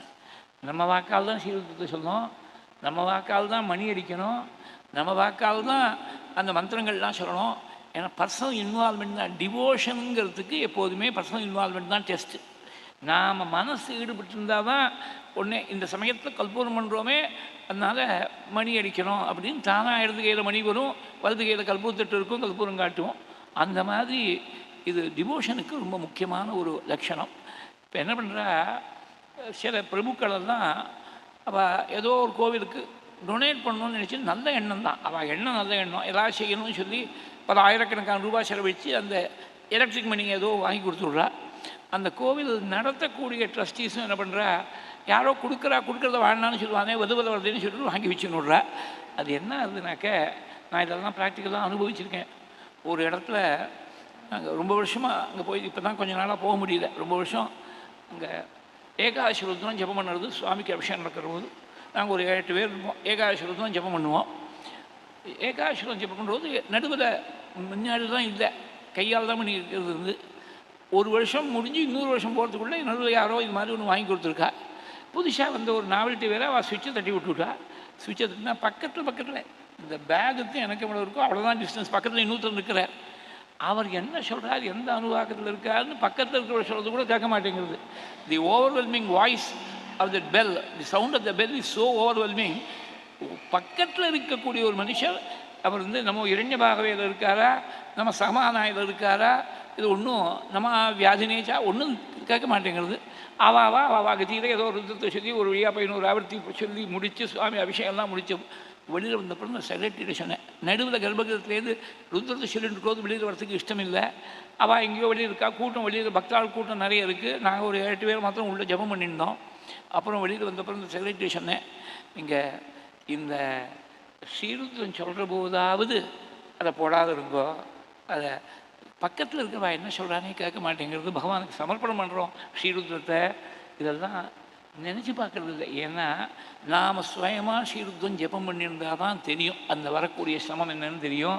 அவள் ஏதோ ரிசீட் புக்கை வச்சுன்னு உட்காந்துட்டு இருப்பா, வேறு ஏதாவது அட்மினிஸ்ட்ரேட்டிவ் வேலையை பார்த்துட்டு இருப்பா. உள்ளே நுழைஞ்சு அந்த பக்தி மார்க்கத்தில் ஈடுபடுறது தான் அந்த பெல்லால் என்ன தொந்தரவுங்கிறது தெரியும். நம்ம கையால் மணி அடித்தா அந்த சிரமம் வரவே வராது. அதனால் இது இன்சிடென்டலாக மணி அடிக்கிறத பற்றி சொல்கிறதுனால சொன்னேன். மங்களகரமான விஷயந்தான் காதில் விழணும். அது எல்லா இடத்துலையும் மணி அடிக்க முடியுமா? கோவிலாக இருந்தால் மணி இருக்கும், ஆற்ற பூஜாகிரமாக இருந்தால் மணி அடிக்க முடியும். அதனால் திடீர்னு ரோட்டில் பார்க்குறது ஏதோ அமங்கலமாக காதில் விழுந்து கொடுத்து என்ன பண்ணுவா, சிவசிவான்னு விடுவா. பெரியவாள்லாம் பழைய காலத்தில் அதான் வழக்கம். சிவான்னு சொன்னால் மங்களம்னு அர்த்தம். சிவசப்தத்துக்கே மங்களம் அப்படின்னு அர்த்தம். அது சிவசப்தத்துக்கு அத்வைத்தம்னு ஒரு அர்த்தம் இருக்குது, சிவன் தான் பரமேஸ்வரன் ஒரு அர்த்தம் இருக்குது, சிவன் தான் மங்களம்னு ஒரு அர்த்தம் இருக்குது, பல அர்த்தங்கள் இருக்குது. அதனால் சிவசிவான்னு சொன்னால் அந்த அமங்கலத்துக்கு கவுண்டர் பண்ணுறதுக்காக சிவசிவான்னு சொல்லுறது. அதை பட்டத்துக்கு இவ்வளவும் எதுக்காக வந்ததுன்னா, பட்டத்துக்கு ஸ்லோகத்திலேயே இந்த சிவசிவாவை போட்டுவிட்டாள். பிரீத்தோ திவ்யாபிஷேகைகி அயுத சமதிகானு வத்சரான் பர்யதம் சீகி மைதில்யம் பாபவாச்சா சிவசிவகிலதாம் கர்ப்பிணீம் அபியஹாசீஹி சத்ருக்னேனார்தயித்வா லவண நிஷிச்சரம் பிரார்த்தயச்சூத்ரபாசம் தாவத் வால்மீகிகேகே கிருதவசதி உபாசூத சீதா சுதௌதே. சத்ருகன் எப்போ போய் லவணாசுரனை ஜெயிக்கிறதுக்கு போனாரோ அந்த சமயத்தில் சீதை இந்த குசலவர்களை ஈண்டெடுத்திருக்க. அங்கே பட்டத்திலே ரொம்ப பொடி வைக்கிறாப்புல ஒரு வார்த்தையை சொல்லிவிட்டேன். உன்னுடைய குழந்தைகளை ஈண்டெடுத்தாலாமே குருவாயிரப்பான்னு விட்டார். அவள் சாரித்திரத்தில் சந்தேகப்பட்டு அனுப்பினா கர்ப்பிணியாக இருக்க ஒரு செய்தி தியாகம் பண்ணாங்கிறது தானே உலகம் முழுக்க அப்படி தானே நினச்சிருக்கு. அந்தராத்மாச்சமே வேத்தி சீதாம் சுத்தாமே சஸ்வினிங்கிறது லக்ஷ்மணனுக்கும் பரதனுக்கும் சத்ருகனுக்கும் அவளுக்கு மாத்திரம்தான் தெரியும். சுவாமி சொன்னது. ஊரில் இருக்கக்கூடிய பிரஜைகள் கோடிக்கணக்கான ஜனங்களை கூப்பிட்டு வச்சு சொல்லிட்டு இருப்பாளா சுவாமி. அவள்லாம் என்ன நினைக்கிறா, ஏதோ காரணத்துக்காக தியாகம் பண்ணிவிட்டா சீதையிட தோஷம் இருக்குதுன்னு நினைக்கிறாளோனோ. சீதையிட தோஷம் இல்லை, அவள் பாதிப்பிருத்தத்துக்கு கொஞ்சம் கூட கலங்கம் இல்லைன்னு காட்டுறதுக்காக ராமருடைய குழந்தைகளை தான் ஈண்டெடுத்தா சீதை. இதை விட என்ன சொல்ல முடியும்? கிருதவசதிக்கு உபாசூத சீதா சுதௌதே. உன்னுடைய பிள்ளைகளை ஈண்டெடுத்தாள், 2 பிள்ளைகளை ஈண்டெடுத்தாள். அதில் மூத்தவன், ஜனனத்தால் மூத்தவன், அவனுக்கு குஷன்னு பேர் வச்சான். ஏன்னா குஷ கர்ப்பத்தால் அந்த குழந்தை பிறந்த உடனே மாத்து கர்ப்ப சம்பந்தம் இருக்கணும், சுத்தம் பண்ணி ஆகணும். அதை குஷ கர்ப்பத்தால் சுத்தம் பண்ணாலாம். அது மாதிரியே லவம்னு ஒரு வஸ்து, அதுவும் ஒரு மாதிரி தர்ப்பமாக இருக்கும் போல் இருக்குது. கோரக்பூர் பிரஸ்ல போட்டிருக்கக்கூடிய அர்த்தத்தை பார்த்தாக்க லவம்னே போட்டுவிட்டா, அதை டிரான்ஸ்லேட்டே பண்ணலை. அடுத்தாப்பில் பிறந்த குழந்தைய லவத்தால் சுத்தம் பண்ண வயசான ஸ்திரீகள், அதனால அவனுக்கு லவன்னு பேர் வந்துடுத்து, குஷம் லவன் அப்படின்னு. இதில் இன்னொரு சுவாரஸ்யம், 2 பேரும் ஜோடி குழந்தையாக பிறந்தாலும் அப்பாவுக்கும் ஒரு ஜோடி குழந்தை, லக்ஷ்மணனும் சத்ருகனும் ஜோடி குழந்தையான சுமித்திரோடைய கர்ப்பத்தில் வந்து ஒரே நாளில் 1000 லிட்டர் தானே 2 பேருடைய அவதாரமும். அது பரம்பராகதமாக வந்திருக்கு போல் இருக்குது. குழந்தையில்லேன்னு ஏங்கினார் தசரதர். ஒரு பிள்ளைக்கு 4 பிள்ளையாக பிறந்துவிட்டார். ராமனுக்கு 60,000 வருஷம் வெயிட் பண்ண வேண்டிய அவசியம் இல்லை. அதுக்கு சில வருஷங்கள், ஏன்னா ஒரு 30 வருஷம் ஆகிருக்கும் கல்யாணமாகி, 30 வருஷம் ஆகிருக்கும். ஏன்னா 12 வருஷம் அயோத்தியில், 14 வருஷம் வனவாசத்தில், அதுக்கப்புறம் சில நாளைக்கு அப்புறம் குழந்தை பிறந்திருக்கு. மொத்தத்தில் 2 குழந்தைகளாக பிறந்திருக்கா. 2 குழந்தைகளாக பிறந்தா யார் மூத்தவன் யார் இளையவன்? சம்டைம்ஸ் மினிட்ஸில் வித்தியாசம் இருக்கும், செகண்ட்ஸில் கூட வித்தியாசம் இருக்கும். எனக்கு அப்படி தெரியும், இப்போ பர்சனலாக தெரியும். ஒரு கிரகஸ்தர், ஒரு பக்தர், ரொம்ப டிவோட்டட் ஃபேமிலி. அவள் இந்த ஊரில் இல்லை, வேறு ஊரில் இருக்கா. 2 பொண்கள். ஏதோ பேசியிருந்தேன் சமீபத்தில், பொண்ணுக்கு ஜாதகம் பார்க்க ஆரம்பிச்சுட்டாளான்னு கேட்டேன். ஆமாம், பெரியவளுக்கு தை பிறந்த உடனே பார்க்கலான்னு நினச்சிருக்கேன், 22 வயசாகுது, பெரியவ பை 8 மினிட்ஸ் அப்படின்னு சொன்னேன். ஜோடி குழந்தைகளால் 2 பொண்ணு பிறந்திருக்கு. அந்த மாதிரி இவா குசல்வர்கள் யார் மூத்தவன் யார் இளையவன்? ஹிரண்யகிஷிபு ஹிரண்யாட்சன் அப்படி தான் தனித்தனியாக கர்ப்பம் தரிக்கிற. திதி ஒரே கர்ப்பத்திலேருந்து தான் ஹிரண்யகிஷிபு ஹிரண்யாட்சன் 2 பேரும் பிறந்தார்கள். அப்போ யார் மூத்தவன் யார் இளையவன்? பாகவதத்தில் போய் இதை சொல்லியிருக்கா. அதாவது ஜனனத்தில் கணக்கு பார்த்தேன்னா ஹிரண்யகிஷிபு மூத்தவன், கன்செப்ஷன்லேருந்து கணக்கு பார்த்தா ஹிரண்யாக்ஷன் மூத்தவன். அது மாதிரி தான் இங்கேயும் லவன் தான் மூத்தவன் கன்செப்ஷன்லேருந்து கணக்கு போட்டால், ஆனால் பிறப்புலேருந்து கணக்கு போட்டால் குஷன் தான் மூத்தவன். அது எப்படி அப்படின்னாக்க ரொம்ப சிம்பிள். மாடர்ன் லாங்குவேஜில் சொல்கிறதா last in first out, LIFO. Inventory மேனேஜ்மெண்ட்டில் சொல்கிறோமோனோ, இந்த பை இருக்குது, 2 பழத்தை போட்டோம்னாக்க இந்த பையில் வந்து 2 பழம் ஈஸியாக அக்காமடேட் ஆகிடும். சின்னதாக இருக்குது வச்சுக்கோங்க, பை ஒன்று மேலே ஒன்று போட முடியாது இருந்துடுத்து. 2 ஆப்பிள் ஒன்று மேலே ஒன்று போட முடியாது இருந்துடுத்துன்னா முதல்ல போட்ட ஆப்பிள் 2ஆவதாக தானே வெளியில் வரும். அதனால் முதல்ல கர்ப்பத்தில் பிரவேசம் பண்ண குழந்தை 2ஆவதாக பிறக்கிறது. அதனால் ஜனனத்திலேருந்து கணக்கு போட்டுக்கிற போது குஷன் தான் பெரியவன், லவன் இளையவன். இவா 2 பேரும் இந்த குழந்தைகளை ஈண்டெடுத்திருக்காள். அந்த குழந்தைகளை வால்மீகி அவரே இருந்து அவள் குழந்தைகளை வளர்ப்பெல்லாம் பார்த்து அவளுக்கு உபநயனம் பண்ணி வச்சு வேதங்களுக்கெல்லாம் சொல்லி வைக்கிறதுக்கு ஏற்பாடு பண்ணி வேதத்தெல்லாம் நன்னா கிரகிச்சுட்டாளாம். அவள் தான் வந்து 5 வயசு குழந்தைகள் 5 வயசுலேயே கிரகிச்சிருக்கா வேதத்தை முழுக்க. ஏகசந்த கிராகியாக இருந்திருப்பாள். சுவாமி கிருஷ்ணாவதாரத்தில் 64 நாளில் 64 கதைகளையும் கிரகிக்கலையா சாந்தீபினுடைய குருகுலத்தில் போய். இந்த ஏகசந்த கிராகிங்கிறது நமக்கு புரியாது. ஏன்னா நமக்கு சத சொன்னால் கூட நமக்கு ஞாபகம் வரமாட்டேங்கிறது, 100 சொன்னால் கூட ஞாபகம் வரமாட்டேங்கிறது. சாதாரணமாக சந்தைனாக்கா ஒரு 10-11 சந்தை தான் சொல்கிறது வழக்கம். வேத பாடசாலையெல்லாம் பார்த்தீங்கன்னாக்கா ஒரு பட்சத்துக்கு சொன்னால் ஒரு பட்சம்னா 15 நாளோனோ 4 நாள் அனத்தியனமாக போயிடுது. அஷ்டமி, இன்றைக்கி அனத்தியனம். அஷ்டமி சதுர்தசி, பௌர்ணமி அல்லது அமாவாசை, பிரதமை, இந்த 4 நாளும் புது பாடம் சொல்ல மாட்டான். அனத்தியனம்னு பேர். மீதி 11 நாள் இருக்கணும். 11 சந்தை சொல்லிவிட்டா அடுத்த பட்சத்தில் வரும்போது இந்த முதல் பட்சத்தில் சொன்ன சந்தைக திருவசம்மாவா. சந்தேனா என்ன, திருவேனா என்ன, சங்கரமாக சொல்லிவிடுறேன். வேதத்தில் எவ்வளோ சிரமம் இருக்குதுன்னு தெரிஞ்சுக்கணும். வேதம் சும்மா அவ்வளோ சுலபத்தில் வந்துடாது, ரொம்ப உழைக்கணும். Vedamata she is a very hard task master. ஆனால் she is also a great fulfiller. பெரிய ஒரு திருப்தியை கொடுக்கும். ஆனால் உழைச்சி தான் சம்பாதிச்சானோ அந்த திருப்தியை. பூர்வீக சொத்தாட்டமாக சும்மா செக்கு எழுதி கொடுக்க முடியாது, உழைச்சி தான் சம்பாதிச்சானோ அந்த வேத வித்தியை. சந்தேன்னு சொல்லும்போது ஒரு முறை சொல்லுவார் குரு, 2 முறை திருப்பி சொல்லலாம். சிஷ்யன் 2 முறை திருப்பி சொல்லலாம். இது சந்தேன்னு பேர். ஒரே விஷயத்தை 10-11 முறை ஒரு பட்சம் முழுக்க சந்தோஷம்னாருன்னா ரெட்டேன்னு ஒன்று உண்டு. 2 வாக்கியங்களாக சேர்த்து சொல்லுவார். திருவேங்கிற போது என்ன ஆகும், திருவி தானாக சொல்லி ஆனோம், வாத்தியார் கூட இருக்க மாட்டார். இவனுக்கு சந்தை சொல்லி ஸ்வரங்கள் தான் சரியாக, ஸ்வரஸ்தானம் சரியாக இருக்குதுன்னு தெரிஞ்ச உடனே அடுத்த பட்சத்தில் முதல் பட்சத்தில் சொல்லியிருக்கக்கூடிய சந்தையை அடுத்த பட்சத்தில் நெற்று பண்ணோம். நெற்று பண்ணுறதுக்கு ஒரு பஞ்சாசத்னா 50 பதங்கள். 50 பதம் எடுத்துட்டாக்க அதை 50 பதம் இருக்கக்கூடிய பஞ்சாசத்தை 10 முறை சொல்லணும் ஒரு நாளைக்கு. அந்த மாதிரி ஒரு 50 பஞ்சாசத் சாதாரணமாக பாடசாலையில் 50-55 பஞ்சாசத் திருவ சொல்லுவா ஒரு நாளைக்கு. அது வந்து ஒரு மணி நேரத்தில் ஒரு 10 பஞ்சாசத் சொல்லிடலாம், திருவ சொல்லிடலாம் வச்சுக்கோங்களேன், ரஃபாக சொல்லிடலாம். அந்த மாதிரி 10 ஆவர்த்தி ஆச்சுன்னா, இது மாதிரி 11 நாளைக்கு சொன்னால் 110 ஆவர்த்தி ஆகிடுச்சாலும் அப்புறம் நெற்றுவாயிடும். அந்த நெற்றுவானப்புறம் மறக்காமல் இருக்கிறதுக்கு பிரம்மேக்கிய பிரஷ்னம் சொல்லணும். திருப்பி திருப்பி நாக்கில் தழும்பி ஏறும்படியாக பெரட்டி எடுத்து அப்படி தான் வேத வித்தியை சம்பாதிச்சாகணும். இன்னும் பின்னாடி கட்டங்கள்லாம் இருக்குது வேதத்தை பற்றி நிறைய சொல்கிறதுக்கு. வேதாயன பரந்தனம் அயோத்தியா காண்டத்தில் போய் ரிஷிகள் பார்க்காத சொல்லியிருக்காள். அந்த இடத்துல வரும்போது இன்னும் கொஞ்சம் விஸ்தாரமாக சொல்கிறேன். வேதத்துடைய பெருமையை சாதாரணமான விஷயம் இல்லை. அந்த சிலவே விட்ட குறை தொட்ட குறை. அவள் ஏகசந்த கிராகியாக இருப்பாள். ஏகசந்த கிராகின்னா அவனுக்கு 10 சந்தை தேவையில்லை. ஒரு சந்தை சொன்ன உடனே நெற்றுவாயிடுச்சு அவனுக்கு. அவன் திருவையை கூட சொல்ல வேண்டிய அவசியம் இருக்காது. இப்போ ஏதோ பேருக்கு ஒரு திருவை சொன்னான்னா நெற்றுவாயிடும். ஒரே ஒரு முறை ஒரு சந்தோஷம் தான், 2வது முறை சொல்ல வேண்டிய அவசியம் இல்லை. ஒரு முறை சொன்னால் ஒரு விஷயத்தை அப்படியே கிரகிச்சுன்னு இருக்கக்கூடாது, கிரகிச்சுன்னு ரட்சிக்கணும் மனசில். அப்படி இருக்கக்கூடியதுக்கு ஏகசந்த கிராகின்னு பேர். அந்த மாதிரி தான் பகவானுக்கு குழந்தைகளாக பிறந்தவா சாதாரணமான குழந்தைகளாக இருப்பாளா, அப்படி தான் கிரகிச்சிக்கணும். ஏன்னா 5 வயசில் வேதத்தை முழுக்க கிரகிக்கணும்னா நமக்கு தெரிஞ்சு அந்த மாதிரி பண்ணவர் ஆதிசங்கர பகவத்பாதார் தான்.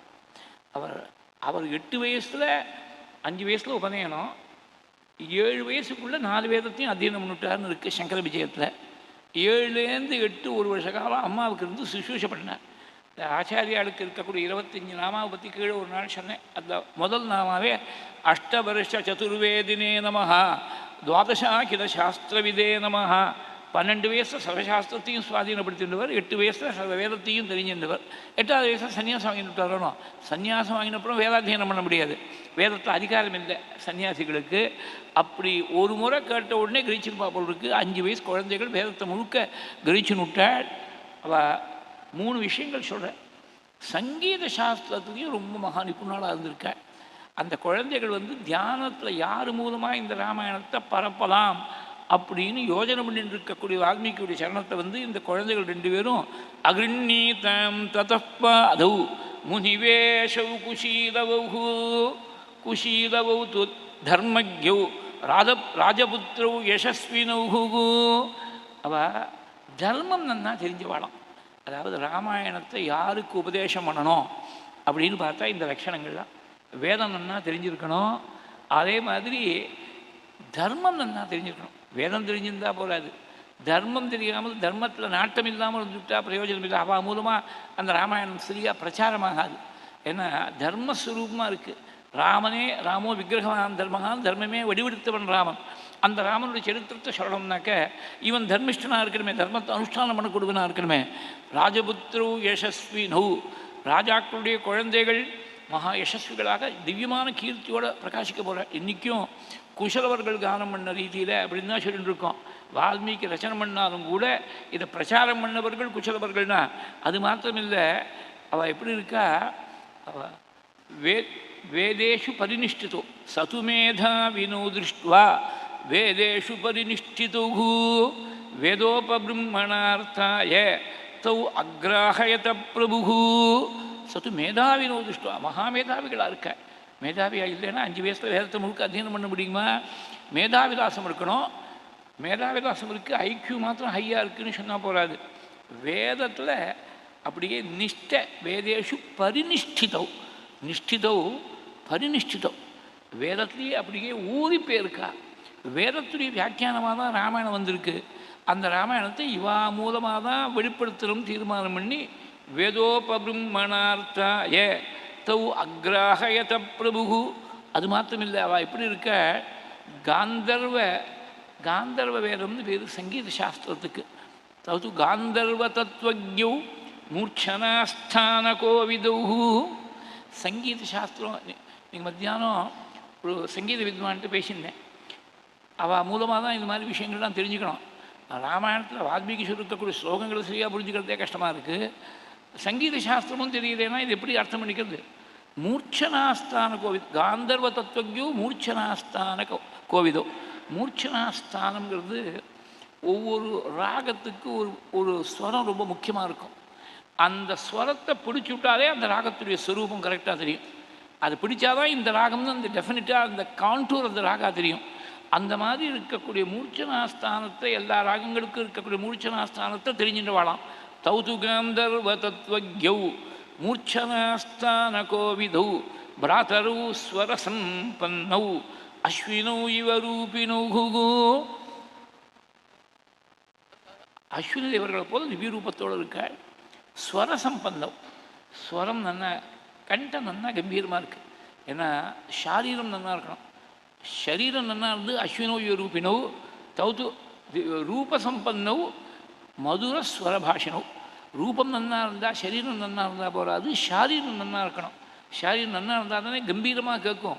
இப்போ தான் இந்த மைக்கு ஆம்பிளிஃபையிங் சிஸ்டம்ஸ் எல்லாம் இப்போ தான் வந்திருக்கு. இங்கே பழைய காலத்தில் பார்த்தீங்கன்னா மைக்கெல்லாம் கிடையாது.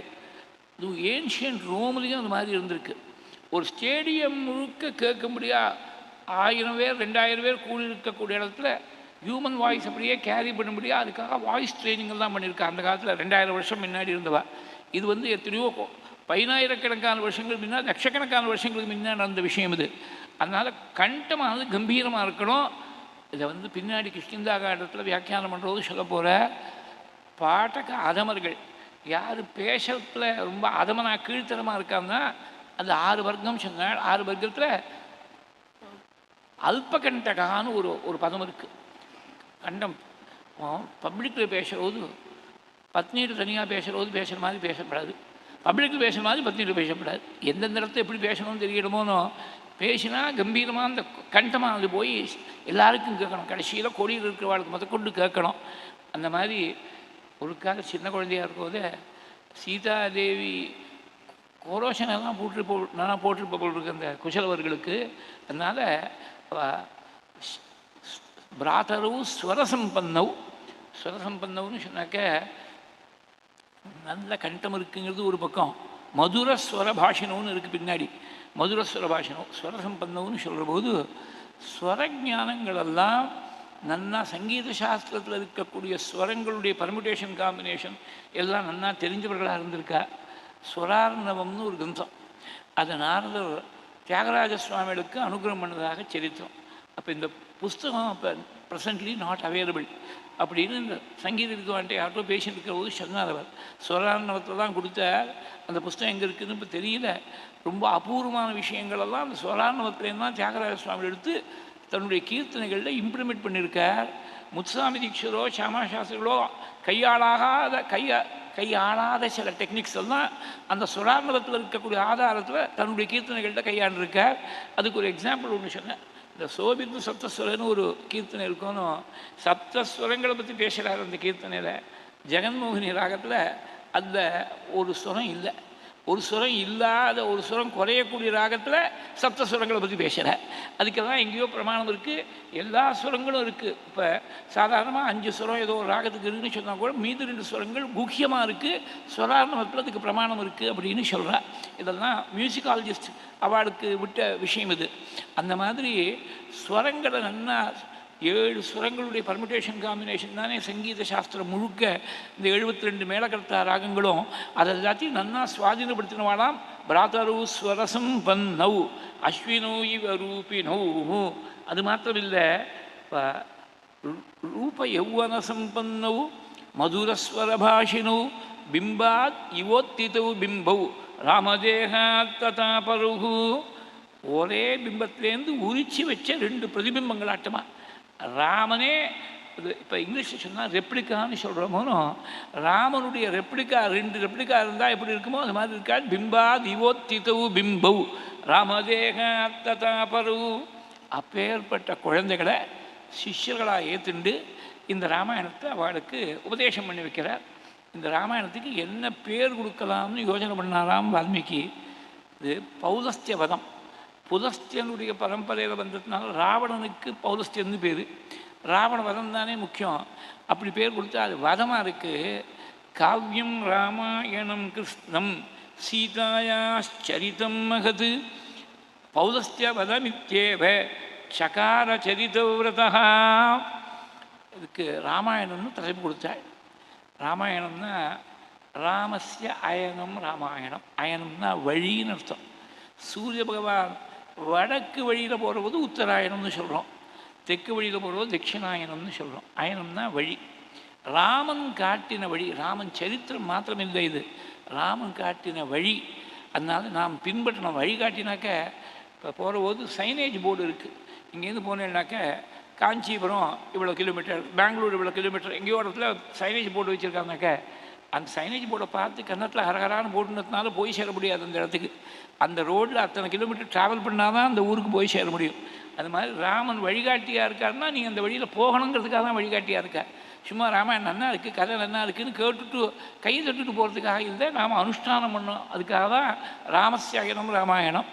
இதுக்கு எல்லாத்துக்கும் மேலே சீதாயாச்சரிதம் மகத்து. சீதாயாச்சரிதம்னு சொல்கிற போது மாத்திரம் மகத்துன்னு ஒரு பதம் போட்டேன். பௌலஸ்திய வதத்துக்கு போடல, ராமாயணத்துக்கு போடல. சீதாயாச்சரிதம் மகத்து. ரொம்ப வசந்தது சீதையுடைய சரித்திரம் அப்படின்னு விட்டேன். ஸ்ரீ வைஷ்ணவ சம்பிரதாயத்தில் அவள் ராமாயணத்தை அனுபவித்த மாதிரி இன்னொரு சம்பிரதாயத்தில் அனுபவிச்சிருக்கானான்னு சந்தேகம்தான்.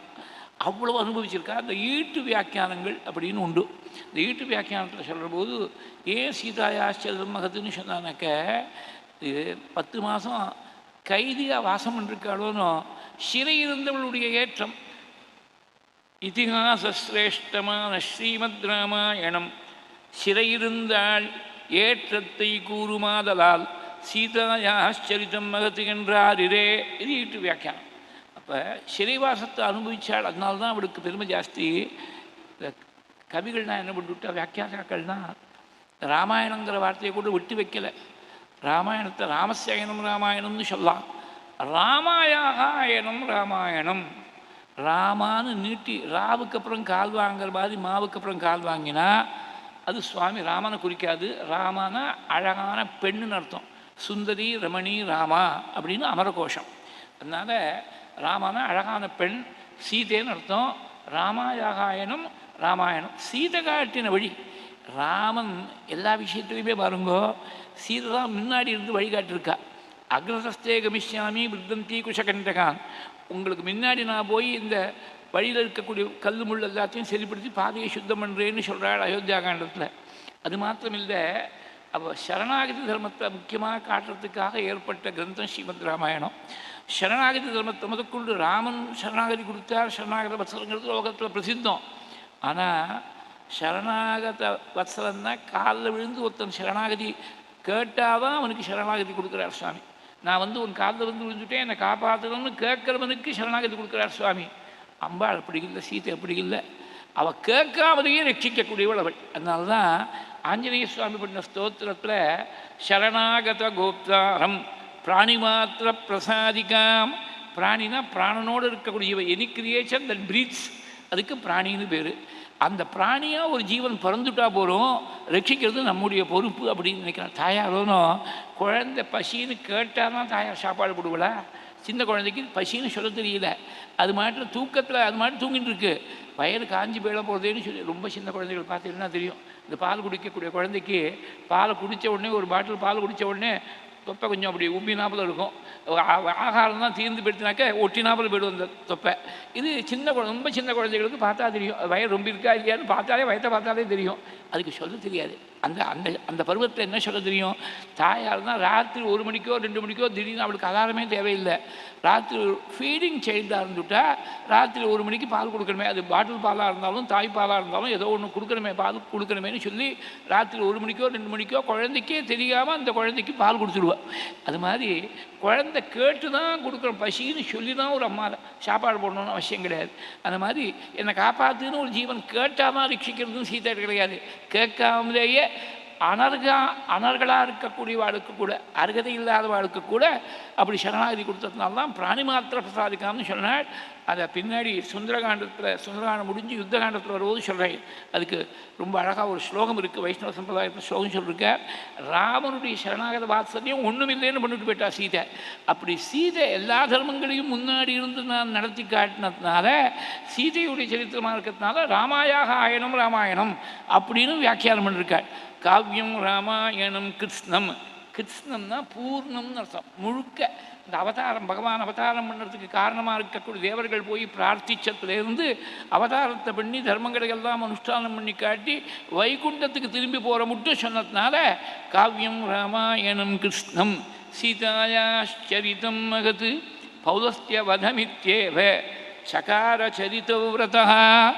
இதை பண்ணவர் யாருன்னா சரிதவிரதா. சரிதானி விரதானி ஏன சகா சரித விரதா. விரதங்களுக்கெல்லாம் யார் நல்லா அனுஷ்டானம் பண்ணாரோ அப்பேற்பட்ட வால்மீகி பண்ணார்னு. நல்ல விரதங்களுக்கெல்லாம், கடுமையான விரதங்களுக்கெல்லாம் ரொம்ப நாள் அபியாசம் பண்ணதேனா ராமாயணத்தை போல ஒரு கிரந்தத்தை ரச்சனை பண்ணிருக்க முடியுமா? அதனால தான் வேறு இடத்துல சொல்கிற போது ததப்பஷ்யது தர்மாத்மா தத் சர்வம் யோகமாஸ்திதா புராயத்தத்த நிர்வൃத்தம் பாணு ஆமதகம் யதா. ரொம்ப நாள் முன்னாடி நடந்த விஷயங்களை எல்லாம் உள்ளங்கையில் இருக்கக்கூடிய நதிக்கு நியாட்டமாக யோக சக்தியால் பார்த்தாள் அப்படிங்கிற. அதுக்கு முன்னாடி ஒரு ஸ்லோகம் ஒன்று இருக்குது. அது தர்மத்துடைய பெருமையால், தர்மத்தால் ஏற்பட்ட தபஸுடைய பெருமையால் பார்த்தார்னு இருக்குது. பாகவதம் சமாதியிலிருந்து ரச்சனை பண்ணது வியாசாச்சாரியால். சமாதினா அனுஸ்மர தத் விசேஷ்டிதம். ராமாயணம் யோகசக்தியால் ரச்சனை பண்ணாள். யோகசக்தினா யோகங்கிற வார்த்தைக்கே யுஜுங்கிறது தாத்து, சேர்த்து வைக்கிறதுன்னு அர்த்தம். ஜீவனும் பரமாத்மாவும் சேரத்துக்கு காரணமாக இருக்கக்கூடிய மார்க்கத்துக்கு தான் யோகம்னு பேர். அதனால் பரமாத்ம ஸ்வரூபமாகவே, ராமனுடைய ஸ்வரூபமாகவே தன்னை தியானம் பண்ணி தானே அந்த தாதாத்மிய பாவத்தை அடைஞ்சு ரச்சனை பண்ணியிருக்கார். யோகசக்தியால் ரச்சனை பண்ணியிருக்கார் வால்மீகி. இது எப்படி இருக்குது அப்படின்னாக்க, இது சமுத்திரமிவ ரத்னாட்யம் சர்வஸ்ருதி மனோகரம். சமுத்திரத்தை போல நிறைய ரத்னங்கள் உள்ளே அடங்கி கிடக்கா. தூத்துக்குடி மாதிரி இடங்களில் போய் பார்த்தீங்கன்னாக்க முத்து குளிக்கிறதுன்னு சொல்லுவாள், பேர்ல் டைவிங்னு சொல்கிறோமோனோ. ஒவ்வொருத்தரும் சமுத்திரத்தை உள்ளே போயிட்டு வந்தாங்கன்னா ஏதோ கை நிறைய முத்து எடுத்துன்னு வர. ஒரே மனுஷனே நேற்றுக்கு ஒரு மாதிரி முத்து, இன்றைக்கி ஒரு மாதிரி முத்து, காத்தால் ஒரு விதமான முத்து, சாயங்காலம் ஒரு விதமான முத்து, அந்த மாதிரி இருக்கிற மாதிரி எத்தனை பேர் ராமாயணம் சொன்னாலும் ஒவ்வொன்றும் ஏதோ புதுசாக வந்துட்டு இருக்கும். ஒரே நபரை சொல்கிற போதே இன்றைக்கி சொன்ன பாகத்தையே நாளைக்கு சொன்னால் புதுசாக ஏதாவது அர்த்தம் வரும். இது நாங்கள் பிரத்யட்சமாக அனுபவிச்சுருக்கோம். 55 வருஷமாக ராமாயணம் சொல்லியிருக்கேன். லிட்டில் மோர் தென் 55 இயர்ஸ் இருக்கும் வச்சுக்கோங்களேன். இந்த ராமநவமி 56 வருஷம் முடிஞ்சு போயிடும். ஆனால் இவ்வளோ நாள் சொன்னாலும் புதுசாக தான் இருக்குது. இது ஒன்றும் சொன்ன கதை தானே அப்படின்னு விஷயம் தெரியாதா அப்படின்னு நினைப்பா. சொல்கிறவாளுக்கு தான் தெரியும். ஆர்வமாக கேட்குற அவளுக்கும் தெரியும். ரெகுலராக கேட்குறவா இருக்கா அவளுக்கு தெரியும். புதுசாக ஏதாவது வந்துட்டுருக்கும். ஒவ்வொரு ராமாயணத்துலேயும் புதுசாக வந்துருக்கும். பாகவதம் அப்படி தான், ஏதாவது புதுசாக வந்துட்டுருக்கும். சமுத்திரமிவ ரத்னாட்யம். எத்தனை பேர் சொன்னாலும் புதுசாக ஏதோ கொடுத்துருக்குது. Perennial source of inspiration. இது ரிஷிகளுடைய அனுகிரகம். நம்ம சாமர்த்தியம் இல்லை. மனுஷனாக பண்ணியிருக்கக்கூடிய கிரந்தம் எந்த கிரந்தமும் இப்படி இருக்காது. நேற்றுக்கு இருக்கக்கூடிய பேப்பர் இன்றைக்காவது பார்ப்பாரு. இன்னி பேப்பரே அவுட் ஆஃப் டேட்டாக போயிடுது. நேற்றுக்கு டிவியில் நியூஸ் வந்துவிட்டு அது கன்ஃபர்மேஷன் தான் இன்றைக்கி பேப்பரில் வருது. அது பழைய பேப்பர்னால் தூக்கி எரிஞ்சுனா ரத்திவாலாக்க போட்டால் 10 ரூபா கிடைக்குமான்னு பார்த்துட்டு இருக்கான். இது எத்தனை முறை கேட்டாலும் புதுமை மாறாமல் இருக்குது. ஏன்னா யார் ஹூ இஸ் த ஹீரோன்னு பார்த்தீங்கன்னா பகவான். பகவான் எப்படி இருக்காருன்னா, அவன் பிறக்க பிறக்க பழமை அடையாமல் புது மாறாமல் இருக்கக்கூடியவன். நவோ நவோ பவதி ஜாயமானோன்ன அங்கேது ருஷசா மேத்யக்ரே பாகம் தேவேபியோ விததாத்யாகன் பிரச்சந்திரமா ஸ்திரதி தீர்க்கமாயு அப்படின்னு வேதம் சொல்கிறது. நவோ நவோ பவதி ஜாயமானா சௌஸ்ரேயான் பவதி ஜாயமானகான்னு இன்னொரு இடத்துல சொல்லிட்டு, பிறக்க பிறக்க ஸ்ரேயஸுக்கு குறைச்சல் இல்லாமல் ஸ்ரேயஸ் அபிவிருத்தியாக இருக்குது பகவானுக்கு. பிறக்க பிறக்க நமக்கு கர்மா நிறைய இருக்குது, அதனால தான் ஜென்மா எடுத்துகிட்டு இருக்கோம்னு அர்த்தம். அவன் கர்மாவால் பிறக்கலை, ஸ்வேட்சையால் அஜோபிசன் அவ்யயாத்மா பூதானாம் ஈஸ்வரோபிசன்னு பிரகிருதிம் ஸ்வாம் அதிஷ்டாய சம்பவாமி ஆத்மமாய கீதையால் பகவான் சொன்னார். அதிஷ்டாயங்கிறதுக்கு வசீகிருத்துவான்னு அர்த்தம் பண்ணிருக்காள் ஆச்சாரியால் பாஷ்யத்தில். பிரகிருத்தின்னு சொல்லக்கூடிய மாயை எனக்கு வசமாக வச்சுன்னு நான் அவதாரம் பண்ணுறேன். மாய்க்கு வசமாகி நாம தான் ஜென்மா எடுக்கிறோம். மாயை தனக்கு வசமாக வச்சுட்டு பகவான் சங்கல்பத்தால் அவதாரம் பண்ணுறாள். அதனால் புதுமை மாறாமல் இருக்கக்கூடியவன் பகவான். அவனுடைய சரித்திரமும் ததேவ ரம்யம் ருச்சிரம் நவம் நவம்.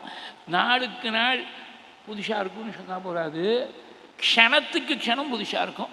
பிரதிக்ஷணம் நவ்யவதச்சுத செய்து ஸ்திரியாம் விட்டானாம் இவ சாது வார்த்தா அப்படின்னு பாகவதத்தில் போய் சொன்னேன். பிரதிக்ஷணம், இந்த க்ஷணம் சொல்லிவிட்டு அடுத்த க்ஷணம் சொன்னால் புதுசாக. ரொம்ப வருஷம் முன்னாடி பெங்களூரில் ஒரு சப்தாகம் பண்ணேன். அது ஆடி மாதத்தில், அந்த வருஷம் கோகுலாஷ்டமி ஆடி மாதத்தில் வந்தது. அஷ்டமியோனோ ஆடி மாதம் கிருஷ்ணபக்ஷ அஷ்டமி கோகுலாஷ்டமி. கிருஷ்ணபக்ஷ நவமி எங்கள் அம்மா திதி சார்தம், மாத்து சார்தம். ராத்திரி ட்ரெயின் பிடிச்சி காத்தால் வந்திருக்கேன். வந்து சார்தம் பண்ணணும். ஸ்ராத்தத்துக்காக காத்தால் வந்த உடனே ஸ்நானம் சந்தியாரணம் பண்ணிவிட்டு இந்த வாமன சரித்திரம் 9 அத்தியாயத்தையும் கங்காவதனத்தில் 10 சர்க்கங்களில் 7 சர்க்கம் படித்து வைக்கிறது, 3 சர்க்கம் பிராமணா சாப்பிடுவது படிக்கிறது. அப்போ தான் சுயமாக மூலபாராயணம் பண்ணி சுயமாக 2 கால உபன்யாசம் பண்ணி ரொம்ப நாள் முன்னாடி சொல்கிறேன். அதனால் அது 4 நாள் முன்னாடி சப்தாகத்தில் அதே வாமன சரித்திரம் பாராயணம் பண்ணிருக்கு. 4 நாள் கழித்து ஆற்றுல சுயமாக மாது சாப்தத்துக்கு அங்கமாக பாராயணம் பண்ணிட்டு புதுசாக இருக்கிற மாதிரி இருந்தது. சாதம் முடிஞ்சு 2 நாள் கழித்து ட்ரிபிள் தர்ஷனத்துக்காக இருந்தேன். அதை சொன்னேன், 4 நாளைக்குள்ளே புதுசாக இருக்கிற மாதிரி இருக்குது, அதே பாகம் பாராயணம் பண்ணுற போதுன்னு சொன்னேன். காத்தால் படிச்சுட்டு சாயங்காலம் படித்தா புதுசாக இருக்கும் அப்படின்னு சொன்னேன். பாகவதத்தில் ஒருபடி மேலே போயிட்டா, இந்த க்ஷணம் சொல்லிவிட்டு அடுத்த க்ஷணம் சொன்னால் புதுசாக இருக்கும். பிரதிக்ஷணம் நவ்யவதச்சுதஸ்யது ஸ்ரீநாவிட்டானாம் இவ சாது வார்த்தா. அதனால தான் எத்தனை வருஷமாக ராமாயணம் கேட்டுருக்கோம், பாகவதம் கேட்டுருக்கோம். அதுக்கதைய கேட்குறவாளுக்கும் அதுக்கதே, சொல்கிறவாளுக்கும் அதுக்கதே. இது சமுத்திரமிவ ரத்னாட்யம் சர்வஸ்ருதி மனோகரம். சர்வஸ்ருதி மனோகரங்கிறதுக்கு 2 விதமாக அர்த்தம் பண்ணோம். ஸ்ருதினா காதால் கேட்குறது, எல்லாருடைய காதுக்கும் இனிமையாக இருக்குது. கேட்க கேட்க மதுர மதுர அக்ஷரம்னு இது வந்து கேட்டுகிட்டே இருக்கலாம். ஸ்லோகத்துடைய அழகு இருக்கு, அது பின்னாடி சொல்ல போகிறோம். அவோ கீதஸ்ய மாதுரியம் ஸ்லோகானாஞ்ச விசேஷதா சிரநிருத்தமப்பியது பிரத்யட்சமிவ தரிசிதம்னு பின்னாடி ரிஷிகள்லாம் கொண்டாட போகிறாள். குஷலவர்கள் கானம் பண்ணக்கூடிய சமயத்தில் அது ஸ்லோகத்துக்கு ஒரு தனி அழகு. அதுவும் ராமாயண ஸ்லோகம் இருக்கே, அது ரொம்ப சௌக்கியமாக இருக்கும், கேட்டுகிட்டே இருக்கலாம். பல இடங்களில் பின்னாடி வரும்போது சொல்கிறேன், அந்த மாதிரி கட்டங்கள்லாம் வரும்போது அர்த்தமே சொல்ல வேண்டாம், ஸ்லோகத்தை மாத்திரம் சொல்லியிருந்தா போகிறோம் அப்படின்னு தோணும். அப்படி இருக்கக்கூடிய காதுக்கு ரொம்ப இனிமையாக, கேட்குறதுக்கு இனிமையாக இருக்குது.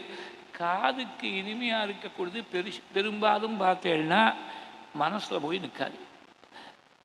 உங்களை போல் உண்டா? இந்திரன் சந்திரன் ஒருத்தர் ஸ்தோத்திரம் பண்ணால் கேட்குறபோது நல்லா இருக்குது, ஆனால் மனசில் போய் நிற்கலை. ஏன்னா both the recipient as well as the giver of flattery, they know that it is not true because the entire transaction is being conducted with counterfeit currency. அதுக்கு ஒன்றும் வேல்யூ கிடையாதுங்கிறது எல்லாருக்கும் தெரியும், சொல்கிறவனுக்கும் தெரியும், வாங்கிக்கிறவனுக்கும் தெரியும். உலக ரீதியாக ஏதோ 4 பேரை ஸ்தோத்திரம் பண்ணி ஏதோ போயின்னு இருக்கு, அது மாதிரி போயின்னு இருக்கு. மனசில் போய் நிற்கலை. எது கேட்குறதுக்கு இனிமையாக இருக்கோ அது மனசில் போய் நிற்கலை. மனசில் போய் நிற்கக்கூடிய விஷயம் கேட்குற போது இனிமையாக இருக்காது, மதுரமாக இருக்குது, கர்ண மதுரமாக இருக்காது. ஒரு பையன் 15-16 வயசு 10ஆம் கிளாஸு, நம்ம க்ரூஷியல் கிராஸ் ரோட்ஸில் இருக்கான். அந்த படிப்பில் 40 வயசு 45 வயசில் தகப்பனார், நான் சரியாக படிக்கலைப்பா அந்த காலத்தில், நீயாவது நன்னா படித்து நன்னா முன்னுக்கு வரணும், கொஞ்சம் கான்சன்ட்ரேட் பண்ணி படி, உனக்கு வேறு எந்த பொறுப்பும் நாங்கள் கொடுக்கல, குடும்ப பொறுப்பு பண பொறுப்பு எல்லாத்தையும் நாங்கள் பார்த்துக்குறோம், நீ படித்தா போகிறோம், அந்த பொறுப்பெல்லாம் பார்த்துக்கிறதுக்கு நாங்கள்லாம் இருக்கோம் அப்படின்னு சொன்னாக்க, அப்பா சொல்கிறது வேப்பங்காயாக கசைக்கிறது பையனுக்கு. அம்மாட்ட போய் முணுமுணுப்போம். அப்பா என்னை பார்த்தா அப்பா ஏதோ சொல்லிகிட்டே இருக்கா, நீ கொஞ்சம் சொல்லுவீங்க அப்பாட்ட. பல குடும்பங்களில் பார்த்தீங்கன்னா இந்த புள்ளையோ பொண்ணோ முணுமுணுக்கிறது அம்மா மூலமாக தான் அப்பாட்ட வரும். அது பல குடும்பங்களில் அப்படி தான் இருக்குது. அப்புறம் சும்மா சொல்லாத முறை குழந்தை ஏதாவது ஒன்றுக்கு ஒன்று ஏடாகூடமாக ஏதாவது பண்ணிவிட்டேன் என்ன பண்ணுறது சொல்லாதவங்க அவள் வந்து கொஞ்சம் சாஃபன் பண்ணுறதுக்கு பிரயத்னம் பண்ணுவாள். அப்புறம் 30 வருஷம் கழிச்சு இப்போ 15 வயசாக இருக்கக்கூடிய இவனுக்கு 45 வயசு ஆகி இவனுக்கு 15 வயசில் ஒரு பிள்ளை இருக்கிற போது அப்போ நினச்சிப்போம் 30 வருஷம் முன்னாடி அப்பா சொன்னார், அப்பா சும்மா சொல்லிட்டு இருக்காரேன்னு தோணித்து, நச்சரிச்சுருக்காருன்னு தோணித்து, அப்பா சொன்னது தான் கரெக்டு. அன்றைக்கி நாம் சரியாக படிக்காமல் போய்ட்டோம், படிச்சிருந்தா இன்னும் நன்னா உத்தியோகத்தில் நன்னா வந்திருக்கலாம், வாழ்க்கையில் நன்னா வந்திருக்கலான்னு அப்போ தோணும்.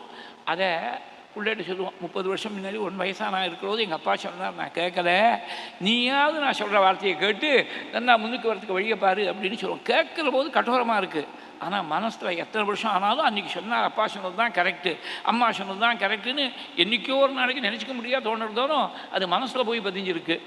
மனசில் பதியக்கூடியது காதுக்கு கேட்குறது ரம்மியமாக இருக்காது, காதுக்கு இனிமையாக இருக்கிறது மனசில் போய் பதியாது. ராமாயணம் அதுக்கு எக்ஸப்ஷன், இந்த பொது விதிக்கு எக்ஸப்ஷன். என்னன்னாக்க கேட்குறது மதுரமாக இருக்குது, எத்தனை நாள் ஆனாலும். இப்போ பெரியவா யார்ட்டையோ கேட்டாக்க 20 வருஷம் 30 வருஷம் கழித்து திடீர்னு ஒரு நாளைக்கு அன்றைக்கி அதை கேட்டோமே அந்த ஸ்லோகம் திடீர்னு ஏதோ காதில் ரீங்காரம் பண்ணிட்டு இருக்கும். ராத்திரி 12 மணிக்கு பாதி தூக்கத்தை எழுந்து உட்காந்தா ஏதோ ஒரு ஸ்லோகம் ரீங்காரம் பண்ணிட்டு இருக்கு, என்றைக்கோ கேட்டது அது மனசில் ஓடின்னு இருக்கு. சர்வஸ்ருதி மனோகரம், காதுக்கு இனிமையாக இருக்குது, மனசுக்கு மனசில் போய் தங்கக்கூடிய விஷயமா இருக்குது அப்படின்னு ஒரு அர்த்தம்.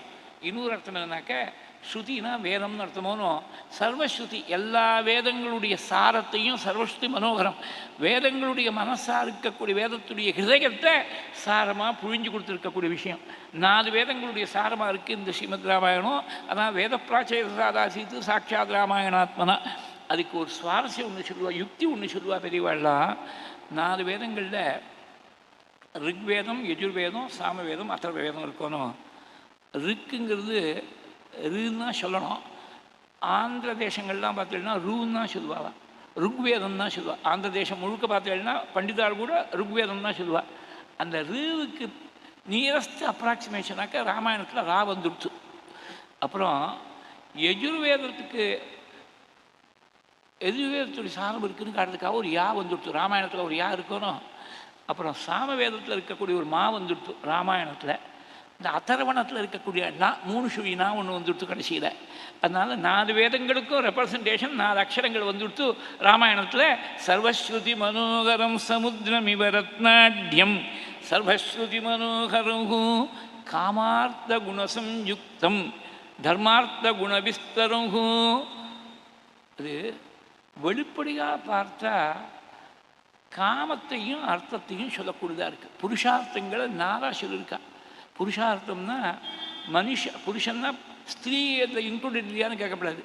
Humanity as a whole. புருஷன்னு சொன்னாக்க மனுஷனாக பிறந்தவன் யாராக அவனோ அவளோ யாராக இருந்தாலும் எதை ஆசைப்படுவாளோ புருஷைகி அர்த்தத்தே இது புருஷார்த்தா. அவள் தான் ஆசைப்படக்கூடிய விஷயத்துக்கு புருஷார்த்தம்னு பேர். அதில் 2 சாதனா புருஷார்த்தம், 2 சாத்திய புருஷார்த்தம். அது என்ன சாதனை, அது என்ன சாத்தியம். சாதனாங்கிறது அது உபாயமாக இருக்கக்கூடியது, ஒரு மீன்ஸ் டுவர்ட்ஸ் an end, அது சாதனை. முடிஞ்ச முடிவாக அடைய வேண்டியதாக இருக்கக்கூடியது சாத்தியம். அடைய வேண்டியது 2. இந்த உலகத்தில் இருக்கும்போது சௌக்கியமாக இருக்கணும்னு எல்லோரும் ஆசைப்படுறான்.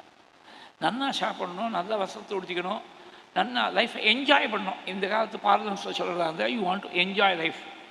அந்த சிற்றின்பம் இருக்கே அதுக்கு தான் காமம்னு பேர். காமம்னா ஸ்திரீ விஷயமான சுகம்னு மாத்திரம் அர்த்தம் இல்லை. எந்த விதமான போகமாக இருந்தாலும் சிற்றின்பம்.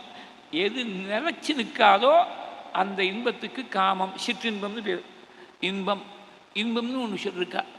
அறம்பொருள் இன்பம் வீடு அப்படின்னு தமிழில் சொல்கிறது. தர்ம அர்த்த காம மோக்ஷ அப்படின்னு சொல்லக்கூடிய 4 புருஷார்த்தங்களை அறம்பொருள் இன்பம் வீடு. இந்த சிற்றின்பம்னு ஒன்று இருக்குது. இந்த சிற்றின்பமானது நிலச்சிருக்கலை.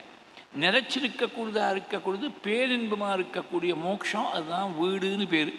ஏன்னா தன் வீட்டில் வந்தால் எங்கெல்லாமோ சுற்றிட்டு வந்தால் கூட இது பாகவதத்தில் போய் வேறு கான்டெக்ஸ்டில் சொன்னார்.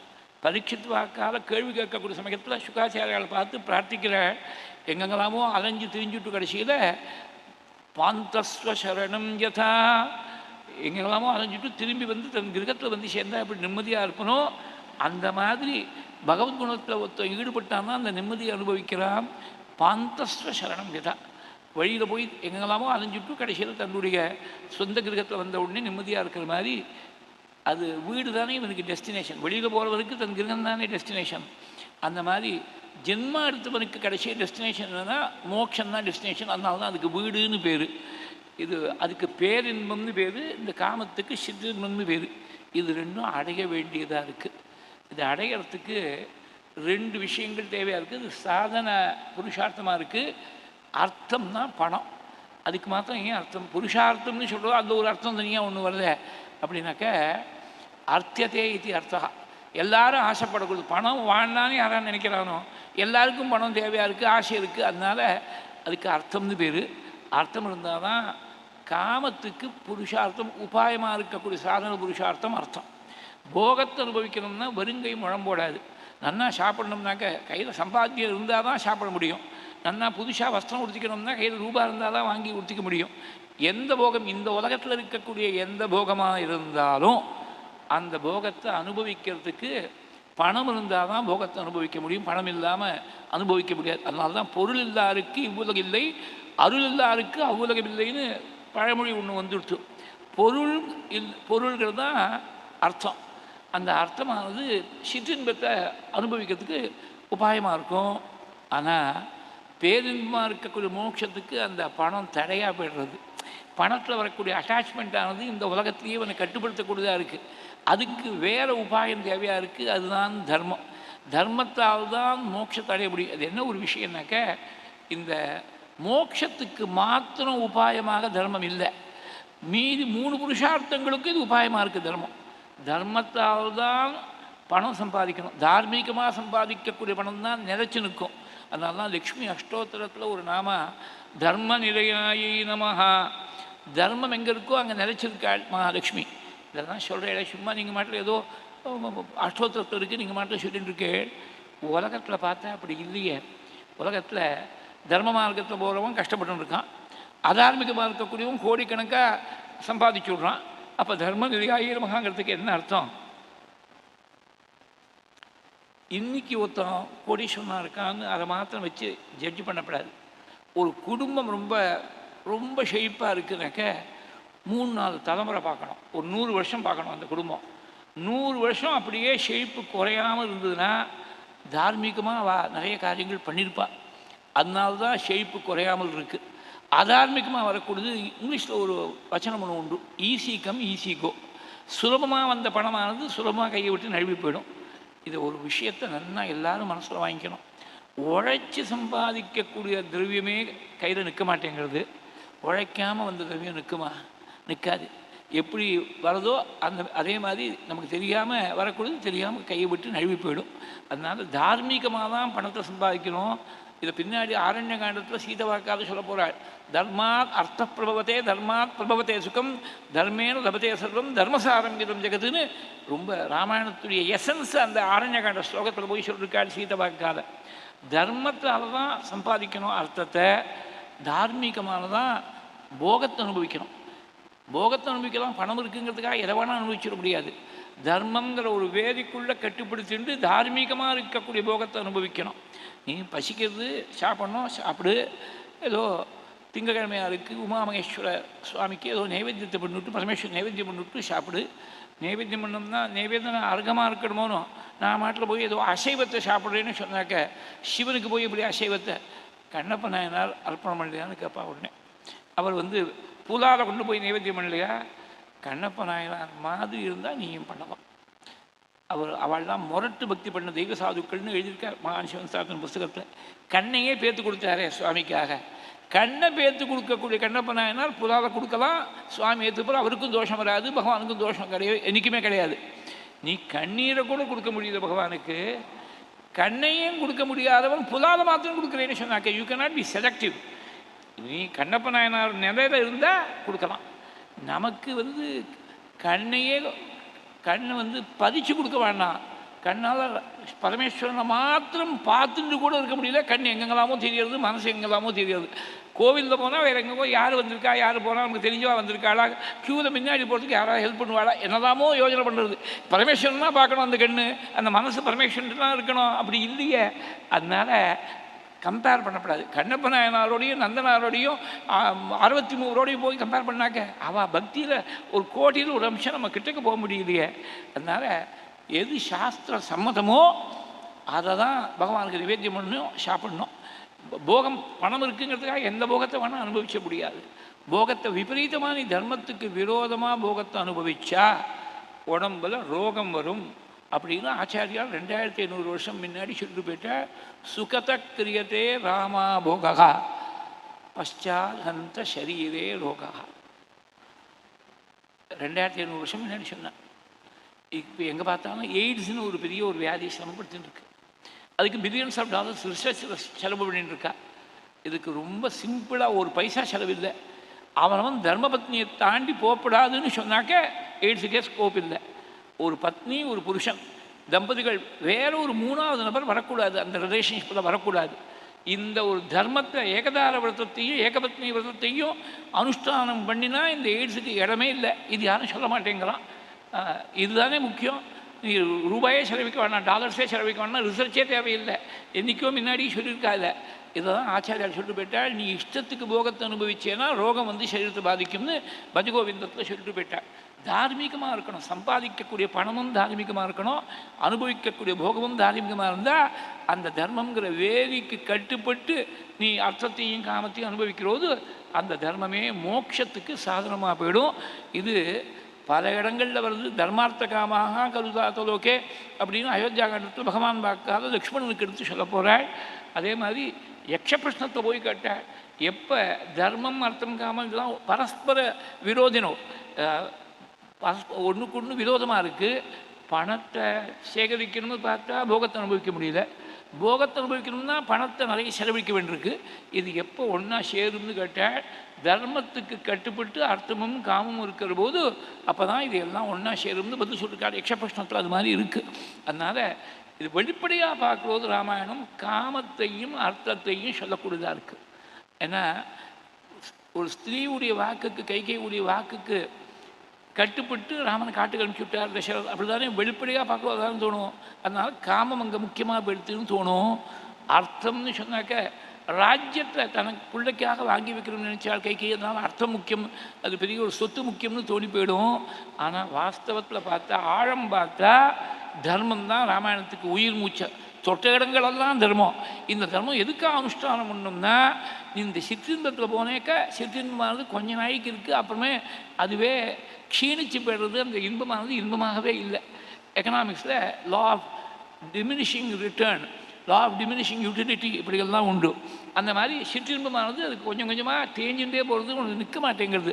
நிறைச்சி நிற்கக்கூடிய பேரின்பம் போனோம்னா தர்மத்தால் தான் முடியும்னு சொல்லி ஆழம் பார்த்தா தர்மத்தையும் மோட்சத்தையும் உபதேசம் பண்ணக்கூடியதாக இருக்குது. வெளிப்படையாக பார்த்தா அர்த்தத்தையும் காமத்தையும் சொல்கிற மாதிரி தோணுறது. காமார்த்த குணசம்யுக்தம் தர்மார்த்த குணவிஸ்தரம் சமுத்திரமிவ ரத்னாட்யம் சர்வஸ்ருதி மனோகரம். அப்படி இருக்கக்கூடிய ஸ்ரீமத் ராமாயணத்தை குசலவர்களுக்கு உபதேசம் பண்ணி வச்சார் வால்மீகின்னு சொல்லி இன்றைக்கி பூர்த்தி பண்ணிப்போம். நாளைக்கு தான் கானம் பண்ண போகிறா குசலவர்கள். நாளைக்கு தான் கானம் ஆரம்பிக்க போகிறா. மேலே அயோத்தியா வர்ணனைகள் தான் நாளைக்கு மேலே தொடர்ந்து சுவாமி ராமன் சிரவணம் பண்ண போகிறார். ராமனே சிரவணம் பண்ண ஒரே ரிஷியுடைய கிரந்தம் ஸ்ரீமத் ராமாயணம். அது வேறு எந்த கிரந்தத்துக்கும் அந்த பெருமை இல்லை, ராமாயணத்துக்கு மாத்திரம்தான் அந்த பெருமை இருக்குது. அதெல்லாம் நாளைக்கு சொல்கிறேன், தொடர்ந்து சொல்கிறேன். எல்லோரும் சிரவணம் பண்ணி பரமக்ஷேமத்தை அடையணும். கட்டித்த பீத துக்கூல விசித்திரமயூக திரஸ்கிருத சந்திரருச்சே பிரணத சுராசுரமௌளிமணி ஸ்புரதம் சுரசன் நகச்சந்திரருச்சே ஜிதகனகாச்சல மௌலிபதோர்ஜித நிர்பர குஞ்சர கும்பகுச்சே ஜய ஜய ஹே மகிஷாசுரமர்தினி ரம்யகபர்தினி சைலசுதே கோஷகுலதோஷஹர வேஷமுபயாந்தம் பூஷசதூஷகவிபூஷணகணாட்யம் புக்திமபி முக்திமதி பக்திஷு ததானம் வாதபுரநாதமிமமாதனு ஹிருதப்ஜே கல்யாணரூபாய கலௌ ஜனானாம் கல்யாணதாத்ரே கருணாசுதாப்தே கம்வாதி திவ்யாயுத சத்கராய वातालयाधीश नमो नमस्ते नारायण नारायण नारायण नारायण नारायण नारायण नारायण नारायण नारायण नारायण नारायण